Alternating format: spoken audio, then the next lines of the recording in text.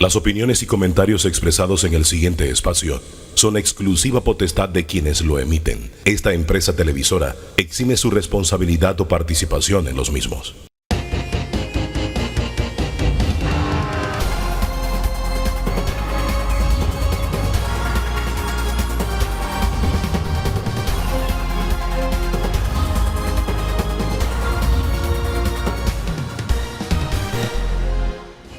Amigos, ¿qué tal? Muy buenos días. Bienvenidos este domingo aquí a Debate Abierto Dominical con un programa donde tenemos, varios temas, pero vamos a arrancar con el primero, Danilo, tiene que ver con política, porque hoy el Partido Panameñista y el Partido Revolucionario Democrático inician un proceso de transformación. Vamos a llevarlo así. O sea, por un lado el panameñismo, un congreso general, por otro lado el Partido Revolucionario Democrático definiendo 5 posiciones claves dentro del partido, pero creo que de que es trascendental para los dos partidos, Danilo.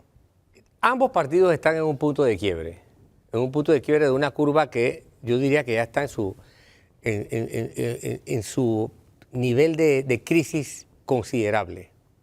Y a mi criterio, ese punto de quiebre puede definir lo que le quede de vida a ambos partidos. En el caso del PRD, los resultados electorales hablan por sí mismos. En el caso del arnulfismo, yo lo catalogo como una crisis, además, generacional.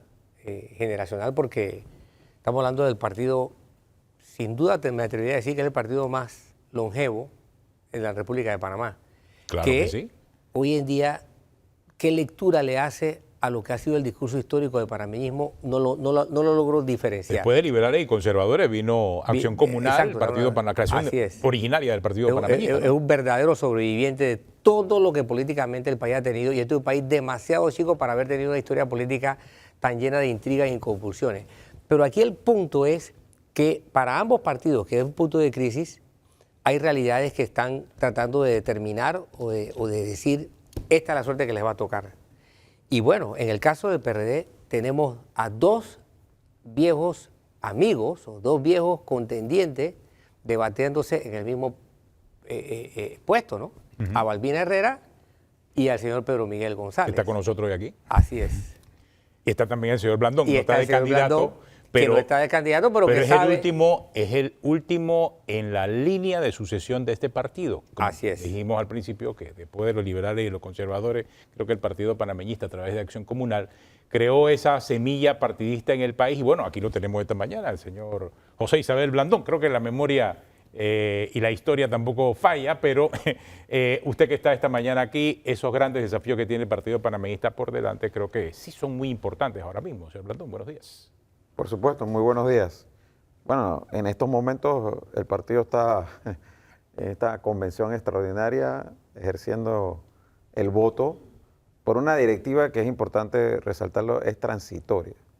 Esta directiva que se está escogiendo el día de hoy tiene una vigencia hasta el primer semestre del 2027, porque lo que está es terminando el periodo de la directiva que encabezo actualmente. Y le va a tocar como misión principal a esta directiva supervisar y organizar todo el proceso de renovación, ahora sí total, de la dirigencia del Partido Panameñista, porque el próximo año 2026, más o menos en octubre, noviembre del próximo año, nosotros debemos escoger los convencionales, que es la autoridad de base y máximo organismo de gobierno del partido, es la Convención Nacional, elegir a las directivas de corregimiento, de distritales, de provincia, todo lo que son delegados de la juventud, delegadas de la mujer, y terminar en el 2027 con un nuevo directorio nacional que ya su periodo sí sería por 5 años y que sería el directorio que va a dirigir el partido para la próxima elección del 2029. Entonces, no deja de tener importancia la directiva que se va a escoger hoy, pero no es la directiva que va a dirigir el partido para las elecciones. Va a poner la base del cambio que el partido requiere. Ahora bien, pese a que es una directiva intermedia, tiene importancia porque ella misma puede aspirar luego a la que viene. Por supuesto que sí. En su historia, ¿qué tanta determinación tienen las casas? Lo que ya se llama tradicionalmente los varones y las baronesas del partido, las casas del partido. Y entendamos como varones y Tú baronesas. estás hablando de los caciques. Los Ya. caciques y la jefatura, la casa Moscoso, la casa Varela y posiblemente haya una casa Blandón. La casa Blandón, La eso es cosa lo que te iba a Blandón. decir. La casa ¿Qué Blandón. tanta injerencia No sé, tienen pues. las casas políticas en la suerte de lo que va a ocurrir hoy día? Mira, el partido panameñista de hoy en día, a nivel de cómo está conformada su dirigencia, es muy diferente al partido panameñista de aquella época. Todavía, incluso de cuando yo ingresé, porque yo cuando ingresé al partido, hubo uno de estos dirigentes del partido que me dijo, el partido panameñista es como un sombrero mexicano. Y dije, ¿cómo así como un sombrero? Me hizo un dibujito, una servilleta. Y me puso la copa, el sombrero, estas son las familias. Y acá son los demás. Y me comenzó a mencionar apellidos, ¿no? Moscoso, Varela, Piat, no sé qué, ta, ta, ta. Y dije, bueno, entonces, ¿dónde quedo yo si yo soy Blandón? Yo soy de la parte ancha del sombrero, lo demás, ¿no? Y bueno, aquí estoy hoy en día terminando mi periodo, pero llegué a dirigir el Partido Panameñista sin ser de familia panameñista, sin haber conocido a Arnulfo Arias nunca. Pero lo que sí puedo decir en todos mis años de militancia en el Partido Panameñista es que yo siempre he votado en la casilla 4 del Partido Panameñista. Que no lo pueden decir algunos de los que se dicen de abolengo y que son de familia y tradición panameñista, pero en las últimas elecciones no han votado panameñista. Hay que entender eso porque el señor Blandón fue dirigente estudiantil en la época de la dictadura militar y sufrió la persecución, sufrió no solo la persecución, sino la agresión hasta física de parte del régimen militar, pero ya en ese momento era panameñista. No, fíjate. Cuando estaban en la Facultad de Derecho, ¿no era panameñista? No, yo no era panameñista en esa época, era independiente. Se volvió panameñista después de la invasión. Sí, de hecho yo me inscribí en el partido en el año 98. Es más, las raíces del apellido Blandón no necesariamente son panameñistas. Entonces, No, todo lo contrario. entonces, cuando estaba de diputado suplente de Marco Amelio, si no me equivoco. Yo no era panameñista, No era era independiente, panameñista. yo no estaba inscrito en ningún partido. ya veo. Lo que pasa es que, bueno, esto tiene que ver con la discusión ahora de las reformas electorales. Hay que recordar que aquí en un principio no se permitía candidaturas por la libre. Así es. Entonces, aunque tú no estuvieras inscrito en un partido, si tú querías aspirar a un cargo, tenías que hacerlo a través de un partido, estabas obligado a hacerlo a través de un partido. En el 94 yo corrí como suplente con el partido Morena sin estar inscrito en el partido Morena. Era suplente de Marco Amelio. Él tampoco estaba inscrito en el Morena. Y nunca llegamos a inscribir.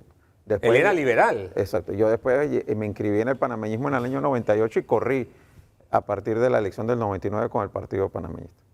Aquí hay mucha historia que cortar, porque por un lado tenemos a José Isabel Blandón, pero también tenemos a Pedro Miguel González. Exacto. Está corriendo en esta, pero también hay mucha herencia del PRD del lado de acá. Que sería de ganar, sería su segunda, la segunda vez que estarían en la misma silla. Es correcto. No, y no olvidemos a su papá, Exacto. No, que fue el primer secretario el general primer del secretario PRD, ¿no? general y que puso una impronta, o sea, su padre... Gerardo González Bernal. Exacto, él puso una impronta política, me tocó verlo en acción, era un hombre, de una capacidad política impresionante. Y era muy amigo del papá de José. No, Ambos fundadores del PRD. Exacto, ¿Te das cuenta? O sea, aquí todo está yo llegué interconectado a en la tratar política. a don Gerardo González, realmente un personaje. Ahora, el punto aquí es, ¿por qué quedaron cosas pendientes que tiene que regresar, aspira a esto? O hay que hacer, yo utilicé la palabra hace unos días, hay que hacer saneamiento ambiental en el PRD. No, en efecto, en el PRD hay un montón de cosas por hacer. Lo primero que tiene que hacer el PRD es empezar a jugar el rol que le corresponde después de las elecciones pasadas, ¿no? De hacer oposición al gobierno actual. Dadas las condiciones actuales, hay un gran vacío en la oposición nacional y pudiera llenarlo el PRD si empieza a actuar de la manera correcta, que no lo ha venido haciendo en estos más de 16 meses. Sí, en efecto, nosotros hemos visto la oportunidad de participar, de ser electos el día de hoy. A partir de esta misma tarde, mi intervención, al cierre del evento, entonces verás al vocero oficial del PRD actuando en consecuencia. Y de ahí en adelante hay todo un proceso interno que hay que hacer es igual que lo que acaba de plantear José. Y nosotros, la denominación nuestra es Congreso, ¿no? Ellos tienen convenciones. El Congreso nuestro debiera, según estatuto, estar programado para mayo del 27. Escuché a Balbina en una entrevista contigo, Batenógena, en el curso de la semana, hablar de 24 meses, de llevarnos a noviembre, por lo menos del 27, eso ya casi 2028. O sea, cómo reorganizar el partido, generar nuevos liderazgos y poder competir, conectarnos con la sociedad en un año antes de las elecciones. Eso nos obliga a nosotros a tomar decisiones en el propio directorio, con posterioridad al día de hoy, por supuesto, para adelantar los tiempos de la reorganización. Ya lo hemos hecho. Cuando Michel Doens y Francisco Sánchez Cárdenas, yo fui parte de esa dirección política. De hecho, fue a mí, a la persona en mi calidad de primer subsecretario, el que se le encomendó la misión de reformar el estatuto, entre otras cosas, para adelantar los tiempos y que no nos ocurriera en el 2013 lo que nos ocurrió en el 2008, la tormenta perfecta. Salimos de un congreso con Balbina de presidente, Juan Carlos Navarro de primer subsecretario, y a las 2 semanas se estaban disputando 2 miembros de la dirección del partido la candidatura presidencial. Entonces, para evitar eso, reformamos el estatuto y adelantamos el Congreso para agosto del 2012. Fue el famoso Congreso de la Ola Azul. Lo que yo estoy proponiendo, junto al Directorio Nacional, que es quien tiene la facultad para hacerlo, es convocar a un Congreso extraordinario, adelantar los tiempos y poder generar en el próximo año, a más tardar a un año de ahora, esa renovación total de los liderazgos que es la que plantea José, la tienen ellos para el 27. De esa manera, porque fíjate, hay una situación grave en el PRD. En el 2008 compitieron 3 compañeros del partido, con un perfil presidencial. Balbina Herrera, que fue la ganadora, Juan Carlos Navarro, que quedó en segundo lugar, y Laurentino Cortizo. Cuando perdió Balbina, la gente dijo, uy, nos equivocamos, era Juan Carlos. Y surgió Juan Carlos como el nuevo líder. Y ocurrió lo mismo, cuando perdimos con Juan Carlos, entonces, uy, nos equivocamos 2 veces, era Nito Cortizo.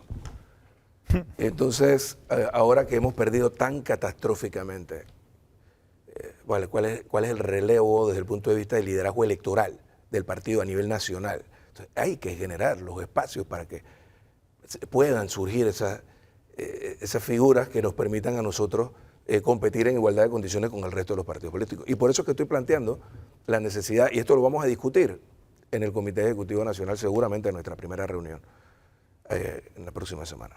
Ahora, la realidad es que el PRD, después de la elección de 2024, quedó desposicionado. No tanto el panameñismo, porque el panameñismo es cierto que recibió el golpe, pero acuérdense que él iba en una alianza. Y hoy en día el ha ganado espacio. No, termina siendo presidente. La presidencia de la Asamblea la tiene el panameñismo. Y el control de la Asamblea la tiene el panameñismo. Pero nada más son 8 diputados, no importa. Pero ellos tienen el control de ese órgano del Estado. Y eso es algo que hay que destacar en medio de lo que está pasando en el panameñismo. Lo que sí quedó desposicionado fue el PRD. Y como usted muy bien dice, no se sabe si es oposición, si es gobierno o qué es lo que están haciendo. Sí, pero fíjate que yo pienso que, contrario a lo que tú estás planteando, creo que para nosotros se nos puede aclarar mucho el panorama a partir del día de hoy, si empezamos a jugar nuestro rol de partido de oposición. La situación del panameñismo es un poquito más compleja. Ellos están dirigiendo la Asamblea Nacional en una alianza que no fue con el partido de gobierno, pero que en la práctica, en la ejecución, los obliga por el tema de la gobernabilidad a llegar a entendimiento con el gobierno. Además, te lo anticipo desde ahora. Yo veo a Jorge Herrera religiéndose como presidente de la Asamblea y lo veo religiéndose con los votos de RM el próximo año. Y yo aspiro a que el PRD pueda lograr una alianza dentro de la Asamblea Nacional para hacerle balance y contrapeso a esa mayoría. Son los mismos. Cuando usted llega a la Secretaría General, va a encontrarse con los mismos diputados que estaban antes. No creo que algunos vayan a convertirse en cambio de religión ahora. Te explico. Lo que ocurre con la bancada del PRD en la Asamblea es que ha devenido durante los últimos 6 años y medio como un caballo sin jinete. ¿Te das cuenta? En una carrera. Hay que darle orientación política y hay que darle conducción política. Y las líneas políticas del partido emergen desde sus instancias de dirección. Y si es preciso, desde el directorio nacional del partido. Esto ya ha ocurrido en el pasado. Yo recuerdo cuando Ricardo Martinelli quiso establecer la segunda vuelta electoral, el panameñismo se opuso los diputados de la bancada del PRD, algunos de ellos, la mayoría, estaban de acuerdo por sus entendimientos con el señor Martinelli. Pero nosotros lo frenamos, primero desde el Consejo Directivo, pero cuando no pudieron en sesiones extraordinarias, en las sesiones ordinarias, 2 diputados del PRD votaron a favor, en contra de la línea política del partido en primer debate de la segunda vuelta electoral. ¿Y cómo lo frenamos? 5 días después tenemos al directorio nacional del partido y allí tuvieron que retractarse, y no solo eso, el directorio nacional del partido estableció a través de una resolución una línea política que le impidió a la bancada del PRD aprobar la segunda vuelta electoral. Así que si los panameñistas y el PRD no lo hicieron, por eso no hay segunda vuelta electoral. Nito Cortizo no habría sido presidente de la República con una segunda vuelta electoral, por ejemplo. O sea, una segunda vuelta electoral condenaría al torrijismo principalmente a no regresar nunca más al poder en Panamá. Quizás Martín Torrijos, el Toro Pérez Valladares nunca habría sido presidente de la República. Quizás Martín Torrijos, que ganó con un 47%, habría tenido la posibilidad. Pero ese fue el peso de la institución. Y es a lo que yo estoy apelando, a restablecer la institucionalidad dentro del partido. Nosotros tenemos, por ejemplo, un contralor que es del PRD. Tenemos a un ministro de Relaciones Exteriores que es del PRD. Tenemos a un ministro de Ambiente que es del PRD y fue hasta nuestro candidato presidencial en el 14.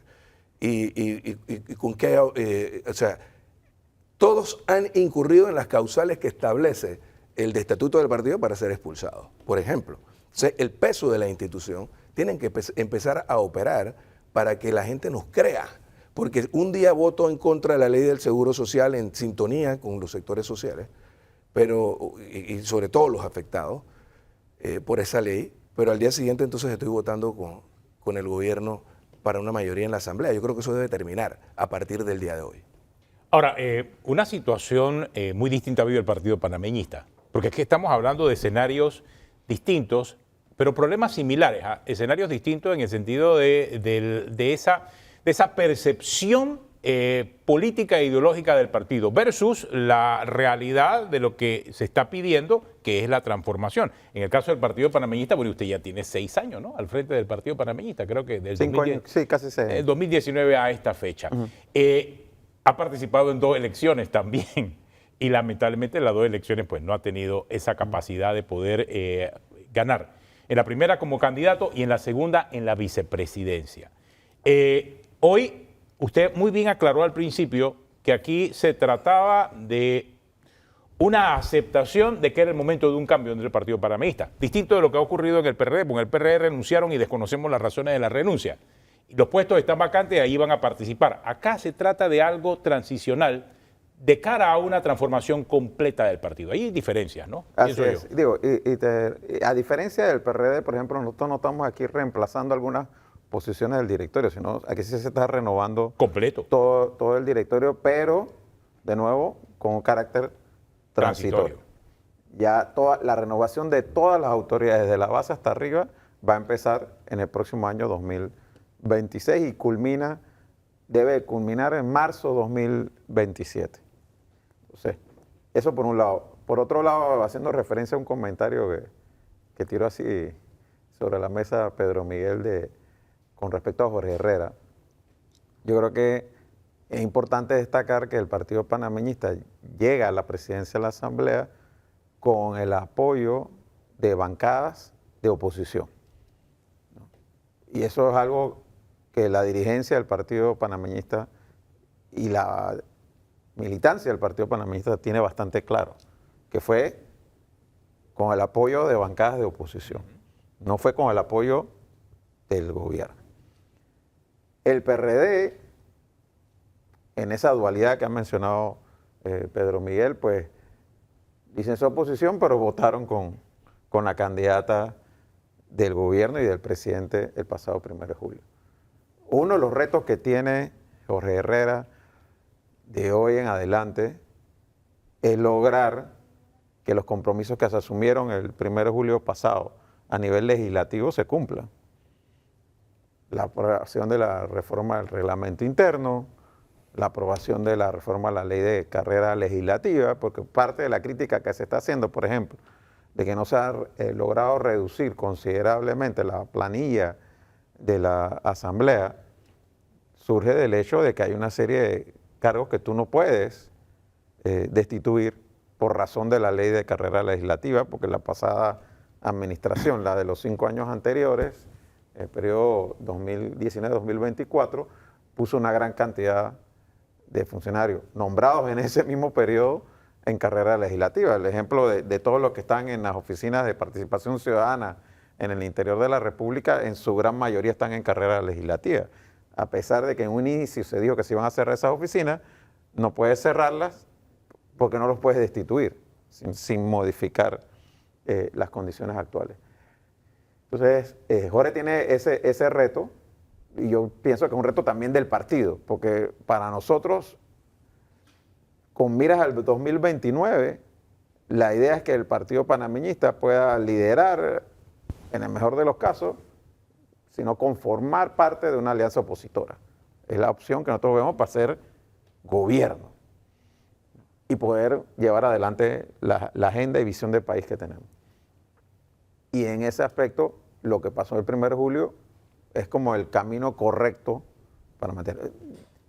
Hacer lo que dice Pedro el próximo 1 de julio, llegar a la presidencia con el apoyo del gobierno, sería una involución. Pero y yo no apuesto a que eso sea así, todo lo contrario. Ahora, por ejemplo, el tema del reglamento interno de la Asamblea. Ahora incluso en la contienda interna se quería decir, bueno, eso es responsabilidad de Jorge, Jorge no ha cumplido su palabra. Un momento. Quien aprueba el reglamento interno, en primer debate es la Comisión de Credenciales. Ahí, ¿quién tiene mayoría? El gobierno.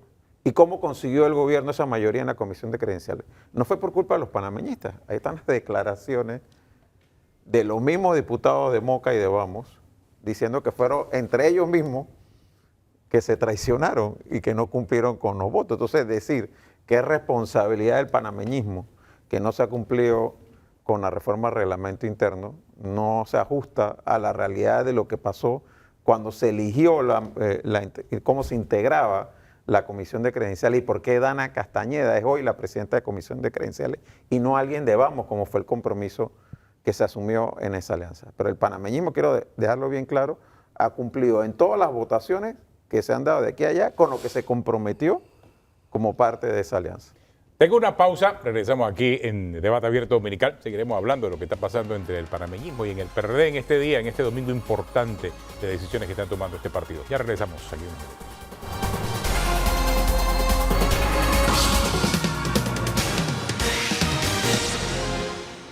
Bueno, continuamos aquí en Debate Abierto Dominical, hablando con tanto José Isabel Blandón del Partido Panameñista como Pedro Miguel González del Partido Revolucionario Democrático. Ambos partidos políticos están inmersos hoy en un proceso para renovar, en el caso del PRD una parte y en el caso del panameñismo la directiva completa en este congreso que ellos tienen, Danilo. Pero bueno, ya tú escuchaste el planteamiento de los dos de cara a lo que va a ser este día. Sí. Ahora, ¿qué es lo que viene? Eso es lo que yo como observador trato de buscarlo. ¿Qué viene? Si tuviera que basarme por el pasado, no logro fácilmente hacer un diagrama de 4 cuadrantes en el que yo pueda decir, ¿realmente es el PRD un partido de oposición? Porque a veces se ha comportado como tal, otras veces no, en los mismos gobiernos. Al del señor Mulino, el PRD mantuvo una discusión curiosa. No apoyaba, por ejemplo, la Caja de Seguro Social, pero su comportamiento era muchas veces en favor de las cosas que el gobierno necesitaba que ocurrieran. Eso me llamó la atención. Y hay diputados que dicen abiertamente o que demuestran fehacientemente que siguen el lineamiento de actores políticos externos al PRD. Eso ha quedado sin ningún tipo de cuestionamiento. Pero para matizar un poco, ¿no? En el caso del arrufismo, también a veces un poco difícil ubicarlo. Bueno, ¿y qué es? ¿Qué es? ¿Es de oposición? ¿Es de gobierno? ¿Es de extrema oposición? ¿Cómo se ubican ustedes? Mira. ¿Cómo se ubica el PRD? No, el PRD debe. De ahora. Debe ser. Pero ahorita no lo es, a su criterio. A partir del día de hoy debe actuar de manera consecuente como un partido de oposición. Pero hablándote un poquito del tema de la relación ejecutivo-asamblea. O sea, el hecho de que tú seas oposición no quiere decir que tú vas a estar en contra de todo lo que propone el gobierno. Por ejemplo, va a haber una ley que se va a discutir a inicios del próximo año, que es la ley que pretende retrotraer el Banco de Desarrollo Agropecuario a el Instituto de Fomento del sector agropecuario. O sea, un retroceso de más de 50 años. Y que es parte de la agenda que pretende imponer el actual gobierno con su supuesta constituyente originaria, que no es otra cosa que una constituyente paralela convocada de manera inconstitucional, lo que ellos pretenden, para retrotraer el sistema político de Panamá a lo que teníamos en 1968. Pero eso lo podremos hablar en otro momento. Pero en el caso de esa ley, por ejemplo, el PRD tiene que oponerse. O sea, tú vas a llevar a una de las instituciones que debieran ser símbolos del desarrollo de nuestro sector agropecuario para financiar el desarrollo de ese sector a la condición de instituto de fomento, como existía en la década de los 60, a principios de los años 70. Entonces, el PRD tiene que oponerse. O sea, el PRD no puede aprobar esa. Yo espero que el partido panameñista y que otros, la bancada de Vamos, analicen a profundidad esto para empezar a derrotar este tipo de iniciativas retardatarias de parte del gobierno actual.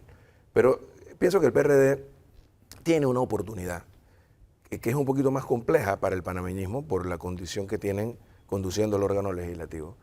Nosotros tenemos quizás las manos más libres, más sueltas para empezar a reconectarnos con todos estos sectores sociales que el actual gobierno ha venido desmantelando y desarticulando a punta de represión y de miedo. Me refiero a los gremios docentes, a los gremios de profesionales, a los ambientalistas, me refiero al sindicalismo, que también ha sido judicializado por motivaciones políticas, como evidentemente ha ocurrido con Suntrac, como ha ocurrido con Conato. Pero eso lo que usted está planteando aquí es un regreso a las bases originales del PRD. Es correcto. Porque hoy en día, pues muchos de estos sectores que usted dice que han sido arrinconados por el gobierno, no tienen un apoyo de ningún partido. Yo recorrí el país en agosto, del año 22, gestando un movimiento interno dentro del partido y de la sociedad. Y me di cuenta, antes de las protestas del 23, de que en todas las provincias, desde Colón hasta Chiriquí,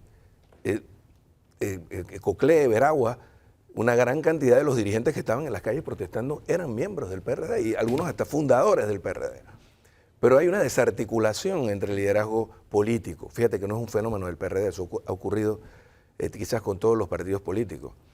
Hay una desarticulación. Y está ocurriendo, perdona que te interrumpa, con los movimientos independientes también. Bueno, también. Hay una desarticulación. Sí, claro, son parte de la ecuación política ahora mismo. Parte de lo que tendríamos que hacer de la reingeniería, cuando hablas de la transformación de los partidos políticos, es generar esa transformación. Cuando hablabas hace un rato, por ejemplo, de Acción Comunal no fue un partido político, sino un movimiento. Que surgió en 1924 y su primera gran gesta fue la Junta Inquilinaria del 25, que obligó incluso al presidente de ese momento, Echeverría, a solicitar la intervención, porque lo permitía la Constitución del 4, la intervención del Ejército de los Estados Unidos para controlar el orden público, ¿te acuerdas? Perfectamente. Bueno, pero Acción Comunal terminó como un movimiento independiente después, y terminó siendo un partido político. Siendo un movimiento, después deviene en un partido político, él fue el Partido Nacionalista Revolucionario, la década de los 30 y 40, que tiene una gran historia. Es la base histórica del partido panameñista. Pero, es decir, igual pasa con el PRD nace aliado a los sectores populares, de los que nos fuimos desvinculando en los últimos 30 años, a partir de la implementación desde el poder, nosotros, y las otras ocasiones que hemos estado en el poder, de las políticas neoliberales que nos fueron distanciando. Pero usted considera que los gremios a los que usted ha citado como víctimas del gobierno actual representan a los ciudadano¿Esas jefaturas de gremios representan a los ciudadanos? Yo pienso, bueno, entonces si no los representan ellos, ¿quiénes los representan? O sea, yo creo que no puedes restarle la legitimidad a los gremios, a las organizaciones, al movimiento cooperativo, con todos esos sectores, el PRD. Por gravedad, yo tendría que aceptar que la actual, que la que ha sido hasta hace poco la dirigencia del PRD representa a los PRDistas. Y yo no creo que haya ninguna conexión entre el voto PRDista y su dirigencia históricamente en los últimos 5, 6, 7, 8 años. No estamos hablando de figuras en particular. Estamos hablando yo lo de digo articulación yo social. digo que a veces las organizaciones son organizaciones que son argollas, son cogollos de poder, que se distancian de sus bases, tanto o más que los partidos políticos. Yo te estoy hablando de la gente que fue capaz de paralizar el país por un mes en 2022 y la gente que fue capaz de generar la movilización popular más grande que ha tenido la historia de Panamá, que fueron las protestas de pero noviembre del Por 23. gente, por gente que no pertenecía a ningún partido político. Exacto, es todo eso son los actores sociales. No, pero espérate, déjame meterme ahí un poco porque si vamos a analizar la explosión social más grande que ha habido en los últimos Exacto. 30 años en Panamá, que fueron las protestas contra la mina, yo creo que hay una lectura equivocada de parte del presidente Mulino, porque ellos han tenido como estrategia previa a implementar toda esta agenda de la reapertura de la mina y demás, vamos a acabar con los movimientos que lideraron esa protesta. Y digo que han tenido una lectura equivocada porque el Suntras no fue quien lideró. Efectivamente, El yo Suntras comparto se esa opinión. metió En en la protesta. Aquí hubo una explosión social en donde tampoco es que todos los que estaban eran independientes, al igual que él dice que reconoce muchos dirigentes del PRD que estaban metidos en eso, también había muchos dirigentes del panameñismo metidos en eso, tanto en las comarcas como en las provincias y demás, y no por una instrucción del partido, sino porque estaban molestos por toda la situación que se estaba viviendo dentro del país, como lo están hoy en día. Una gran mayoría de este país está molesto con lo que está pasando. ¿No? Hay una gran inconformidad social hoy en día que el gobierno no está leyendo apropiadamente. ¿No? Y esa lectura indebida del gobierno, ¿cómo la expresan las organizaciones de ustedes? Eso es lo que a mí me cuesta a veces detectar como organizaciones. Yo creo que ese si es yo el gran... busco, bueno, ¿cuál es la manifestación política del PRD sobre este problema? El problema del agua, el problema de relaciones internacionales, el problema político que tenemos con la educación, el problema que tenemos con las obras públicas y lo mismo del PRD, del Partido Panameñista. Ese es el gran reto que tenemos los partidos políticos en general, y cuando hablo de los partidos políticos, ojo que yo incluyo y siempre he incluido a Vamos como partido político. Y no por demeritarlo, sino porque es la realidad. Opera como una fuerza de política. ciencia política. Ellos son un partido político. ¿Me explico? Y porque para la mayoría de la población no está claro, bueno, qué principios estás defendiendo tú. ¿Eres oposición o eres gobierno? Y por supuesto que ese es el reto que nosotros tenemos como partido, que lo tiene el PRD, que lo tienen los otros partidos, que lo tienen los movimientos independientes también, porque imagínate, pues el tema de la Caja del Seguro Social. Vamos no fue capaz de votar como un bloque. Votaron unos a favor y otros en contra. Y así ha pasado en muchas otras votaciones.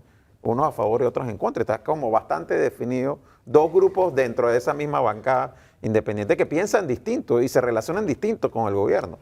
Entonces, ese reto que tenemos todas las fuerzas políticas ahora mismo, yo siento que lo tenemos a nivel de dirigencias. Esas diferencias. Porque cuando tú vas a ver la base de los partidos y vas a ver la base de los movimientos independientes, hoy en día son oposición al gobierno. Hoy en día están molestos con el gobierno. Sí, es cierto. Y no se sienten representados Pero hay una coincidencia en el planteamiento de ambos, de que eso que ustedes están transmitiendo esta mañana no se está sintiendo en la Asamblea. O sea, eso no se está sintiendo en la Asamblea. Ese planteamiento de los dos, porque aquí sí hay una coincidencia, tanto usted que está como candidato en esta vuelta y usted como es presidente del panameñismo, no lo traduce la Asamblea. La nomenclatura del partido, por un lado, sí. y mucho menos todavía, mucho menos el aparato de representación política del partido en la Asamblea.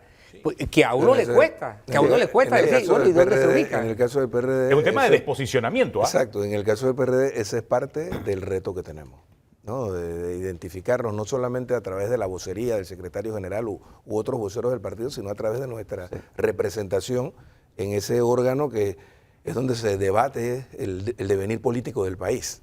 Entonces...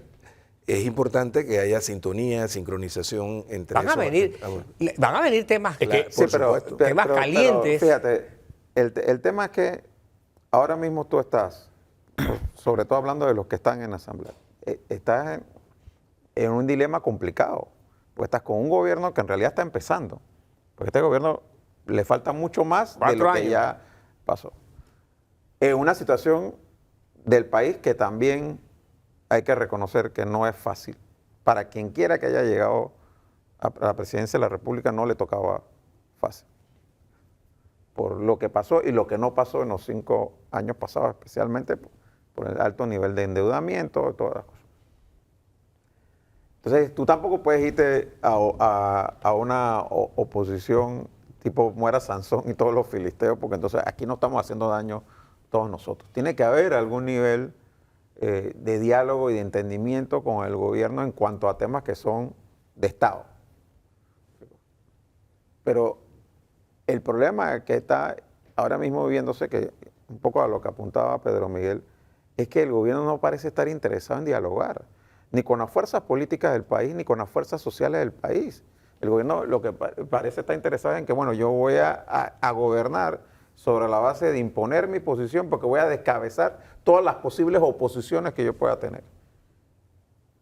Entonces, ese escenario va a llevarnos más temprano que tarde a una confrontación. ¿Se sienten ustedes amenazados? Yo no me como partido, ¿no? Por supuesto. Como persona, no. En el caso del PRD, bueno, pudiéramos hablar en otro programa de esto, pero es evidente que lo que está haciendo, y no solo con el PRD, con algunos dirigentes también del panameñismo, emblemáticos, como el caso del alcalde de Pocrí. Así es. Hay una réplica de lo que hizo Ricardo Martinelli en su momento, cuando prometió destruir al PRD. En este caso, lo que le dijo Mulino a los diputados que estaban articulando con él una propuesta alternativa a la que pretendía imponer Ricardo Martinelli con su candidata Shirley Castañeda en la Asamblea. Fue, muy bien lo que están haciendo, solo les pido que no incluyan al PRD en esa mayoría porque al PRD yo lo voy a desaparecer. Esas son las palabras de José Raúl Mulino en la presidencia de la República con un grupo de diputados que apoyaban o a Manuel Cohen o a Jorge Herrera como una alternativa distinta a Shirley Castañeda. Y a nosotros nos toca hacer exactamente lo que hicimos cuando Martinelli juró destruir al PRD. Y lo enfrentamos, vertical y frontalmente. No es con componendas bajo la mesa, con acuerdos de recámara, como los torrijistas vamos a lograr enfrentar la defensa de nuestro partido y de los dirigentes que están siendo perseguidos de manera selectiva y con motivación política. El actual Procurador General de la Nación, lo repito, sigue instrucciones de José Raúl Mulino. Es más, de hecho, él a veces en esas apariciones que tiene desafortunadas los jueves, dice cosas como, le pido al Procurador General de la Nación que retire el proyecto de ley tal de la Asamblea.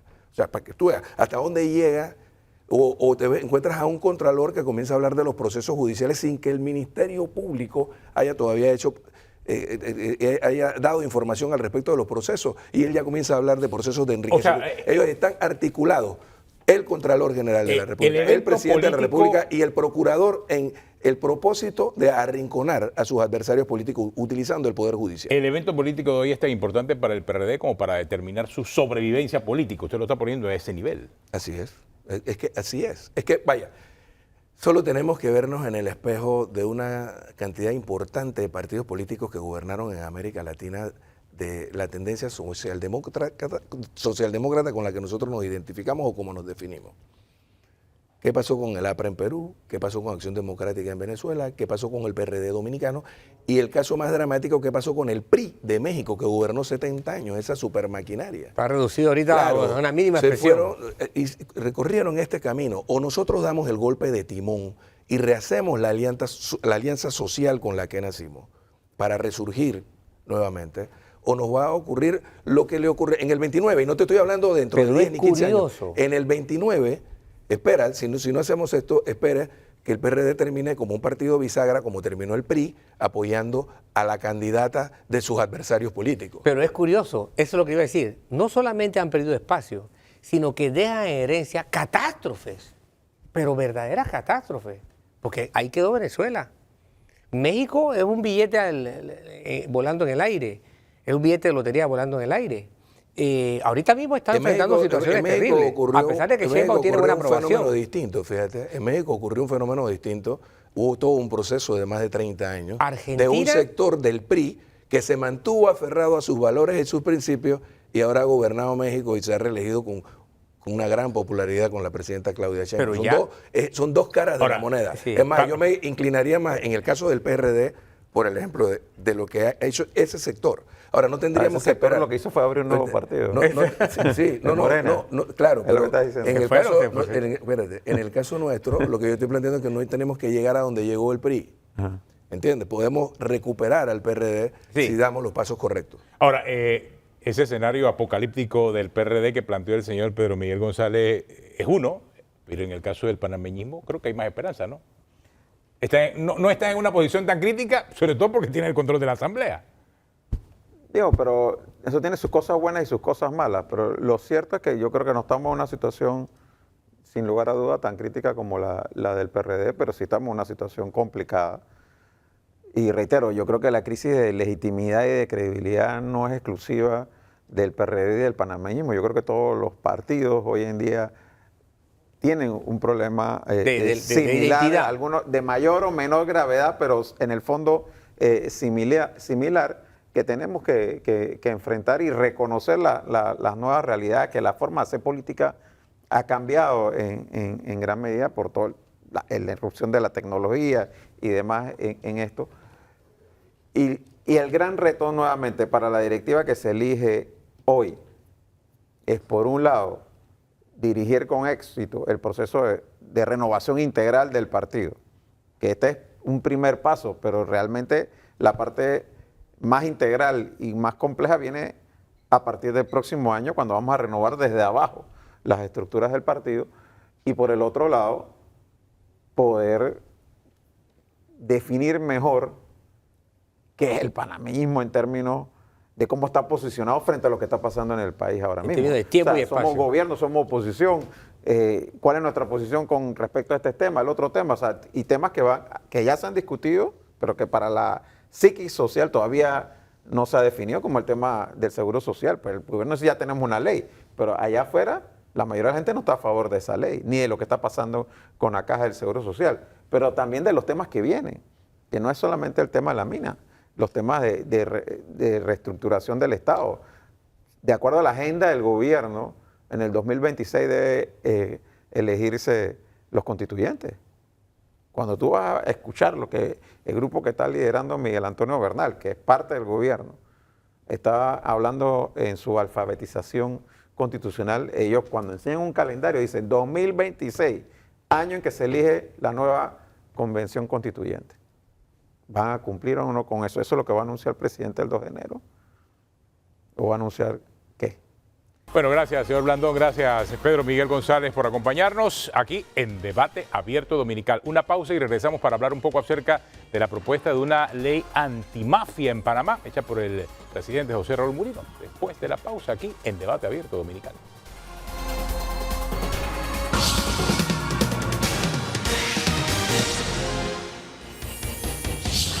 Continuamos aquí en Debate Abierto Dominical y esta mañana ahora vamos a analizar un poco lo que ha pasado en la Asamblea en este 2025. Vamos a verlo desde dos perspectivas, Danilo. Desde alguien que está adentro y desde alguien que estuvo adentro pero que ahora está afuera. Porque es muy bueno poner y hacer el análisis balanceado en función, porque si nada más le preguntamos a los que están adentro, pues van a decirnos que todo está bien. No, y los que están afuera quieren estar adentro y los que están adentro quieren quedarse adentro, Exacto, seguramente. hay que analizarlo, pero no sé, ¿cuál es tu análisis de lo que ha sido este año en la Asamblea? Porque este año ya no es un año de práctica, este debió ser el año de arranque de acciones. ¿Qué tú piensas? Bien. El problema es que la discusión sobre la Caja de Seguro Social deformó un poco el crecimiento, afectó el crecimiento natural que se tenía que hacer en la Asamblea. ¿Qué quiero decir con eso? Hay un crecimiento natural, pero a los diputados de este periodo 2024, 2028, 2029, se les pidió que corrieran cuando era temporada de gatear. O sea, el peso, el centro de gravedad que movió la discusión de la Caja de Seguro Social fue tan intenso, succionó tanto que exigió mucho de los diputados. Por lo tanto, hay cierto grado de desgaste sin darse mucho traslado. Hay cierto agotamiento sin que el recorrido se haya hecho. Eso es lo que yo percibo como observador. Desgaste sin recorrido. ¿Por qué? Porque hubo demasiada intensidad en un tema que, no ha terminado de ser digerido por la sociedad. Afortunadamente, la tecnología ha permitido que la discusión se aplaque y que muchas de las deudas se aclaren, porque no hay nada más tranquilizador que la gente pueda entrar a un aparato y ver con cuánto es que me puedo jubilar. Sí. Y eso bajó un poco la efervescencia, pero a los diputados se les va a exigir ahora, porque ya están en el periodo de trotar. Ya perdieron la oportunidad de gatear, tuvieron que haberlo hecho, el momento no se los permitió, pero ahora tienen que trotear cuando no tenían el caminado bien practicado. Bueno, a la diputada Yareli Rodríguez le tocó casualmente estar en ese proceso. También nos acompaña el exdiputado Edison Brose esta mañana. ¿Y cómo usted evalúa eso? Porque realmente fue un año en donde el tema de la Caja del Seguro Social fue clave para la Asamblea. Y usted estaba ahí en esa comisión, ¿no? Obvio. Sí, así es, Atenógeno. Buen día, Panamá, buen día para todos. Como dice aquí el licenciado Toro, fue un aprendizaje muy difícil, sobre todo nosotros que estuvimos en la Comisión de Salud, en que le dedicamos hasta las madrugadas y fines de semana haciendo eso cuando no teníamos la experiencia suficiente.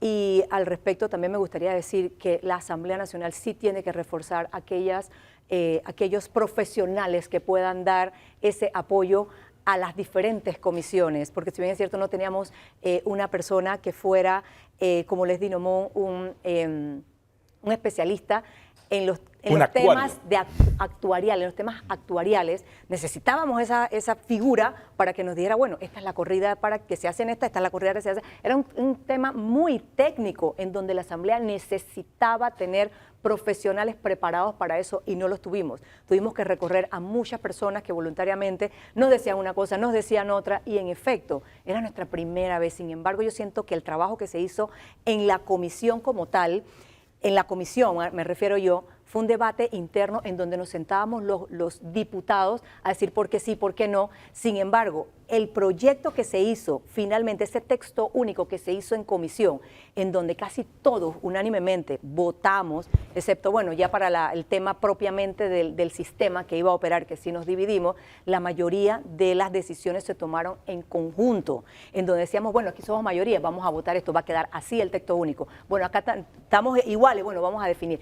O sea, este caminar ha sido un total aprendizaje. La Caja de Seguro Social, si bien es cierto, nos tomó muchísimo tiempo, fue de mucho aprendizaje, porque después nos dimos cuenta que cuando estábamos en el pleno surgieron esas modificaciones que nunca se discutieron y que al final, como ya se tenía la mayoría de votos, ya decían, bueno, vamos a, ¿saben? Primer debate, bueno, vamos a hacer el texto como quede para pasarlo, pero acá en el pleno vamos a hacer la diferencia porque ya tenemos los votos. Entonces, el trabajo que se hace a conciencia, que uno le da ese tiempo, uno le da, escucha a la población, que fuimos a todo el país y escuchamos, hicimos ese texto. Cuando vas al pleno, bueno, ya tienes los votos, no importa lo que hiciste, ya esto está, o sea, ni siquiera lo debatas, simplemente pasa. Esa es la realpolitik. Esa es la realidad. Entonces da tristeza porque realmente habemos personas, diputados, que queremos hacer la diferencia de ver realmente, de hacer lo que realmente escuchamos. Y cuando vas allá, no, espérate, eso no funciona así, espérate, olvídate de eso, ya eso tiene los votos, pásalo, que eso no importa. Entonces ese es como el descontento que queda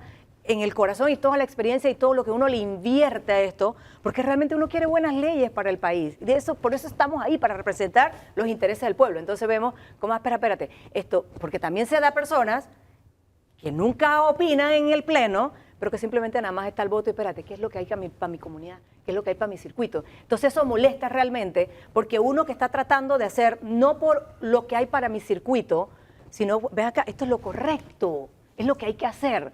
Entonces, no opinas, pero realmente solamente es como un canje, lo que se da. Yo te doy mi voto, pero tú me das. Entonces, yo sí estoy de acuerdo en que sí debe haber una comunicación, una coordinación entre el Ejecutivo y entre el Legislativo, porque sea como sea, nosotros también representamos al pueblo y el pueblo siempre espera algo de nosotros. A nosotros nos toca fiscalizar, pero también nos toca, como decía el Ejecutivo, el presidente, bueno, presenten los proyectos también ustedes para que también se haga. Pero eso de no presentar proyectos y simplemente es decir, bueno, te doy a cambio esto para que tú me hagas mi carretera, o el centro de salud, o la escuela, o lo que sea.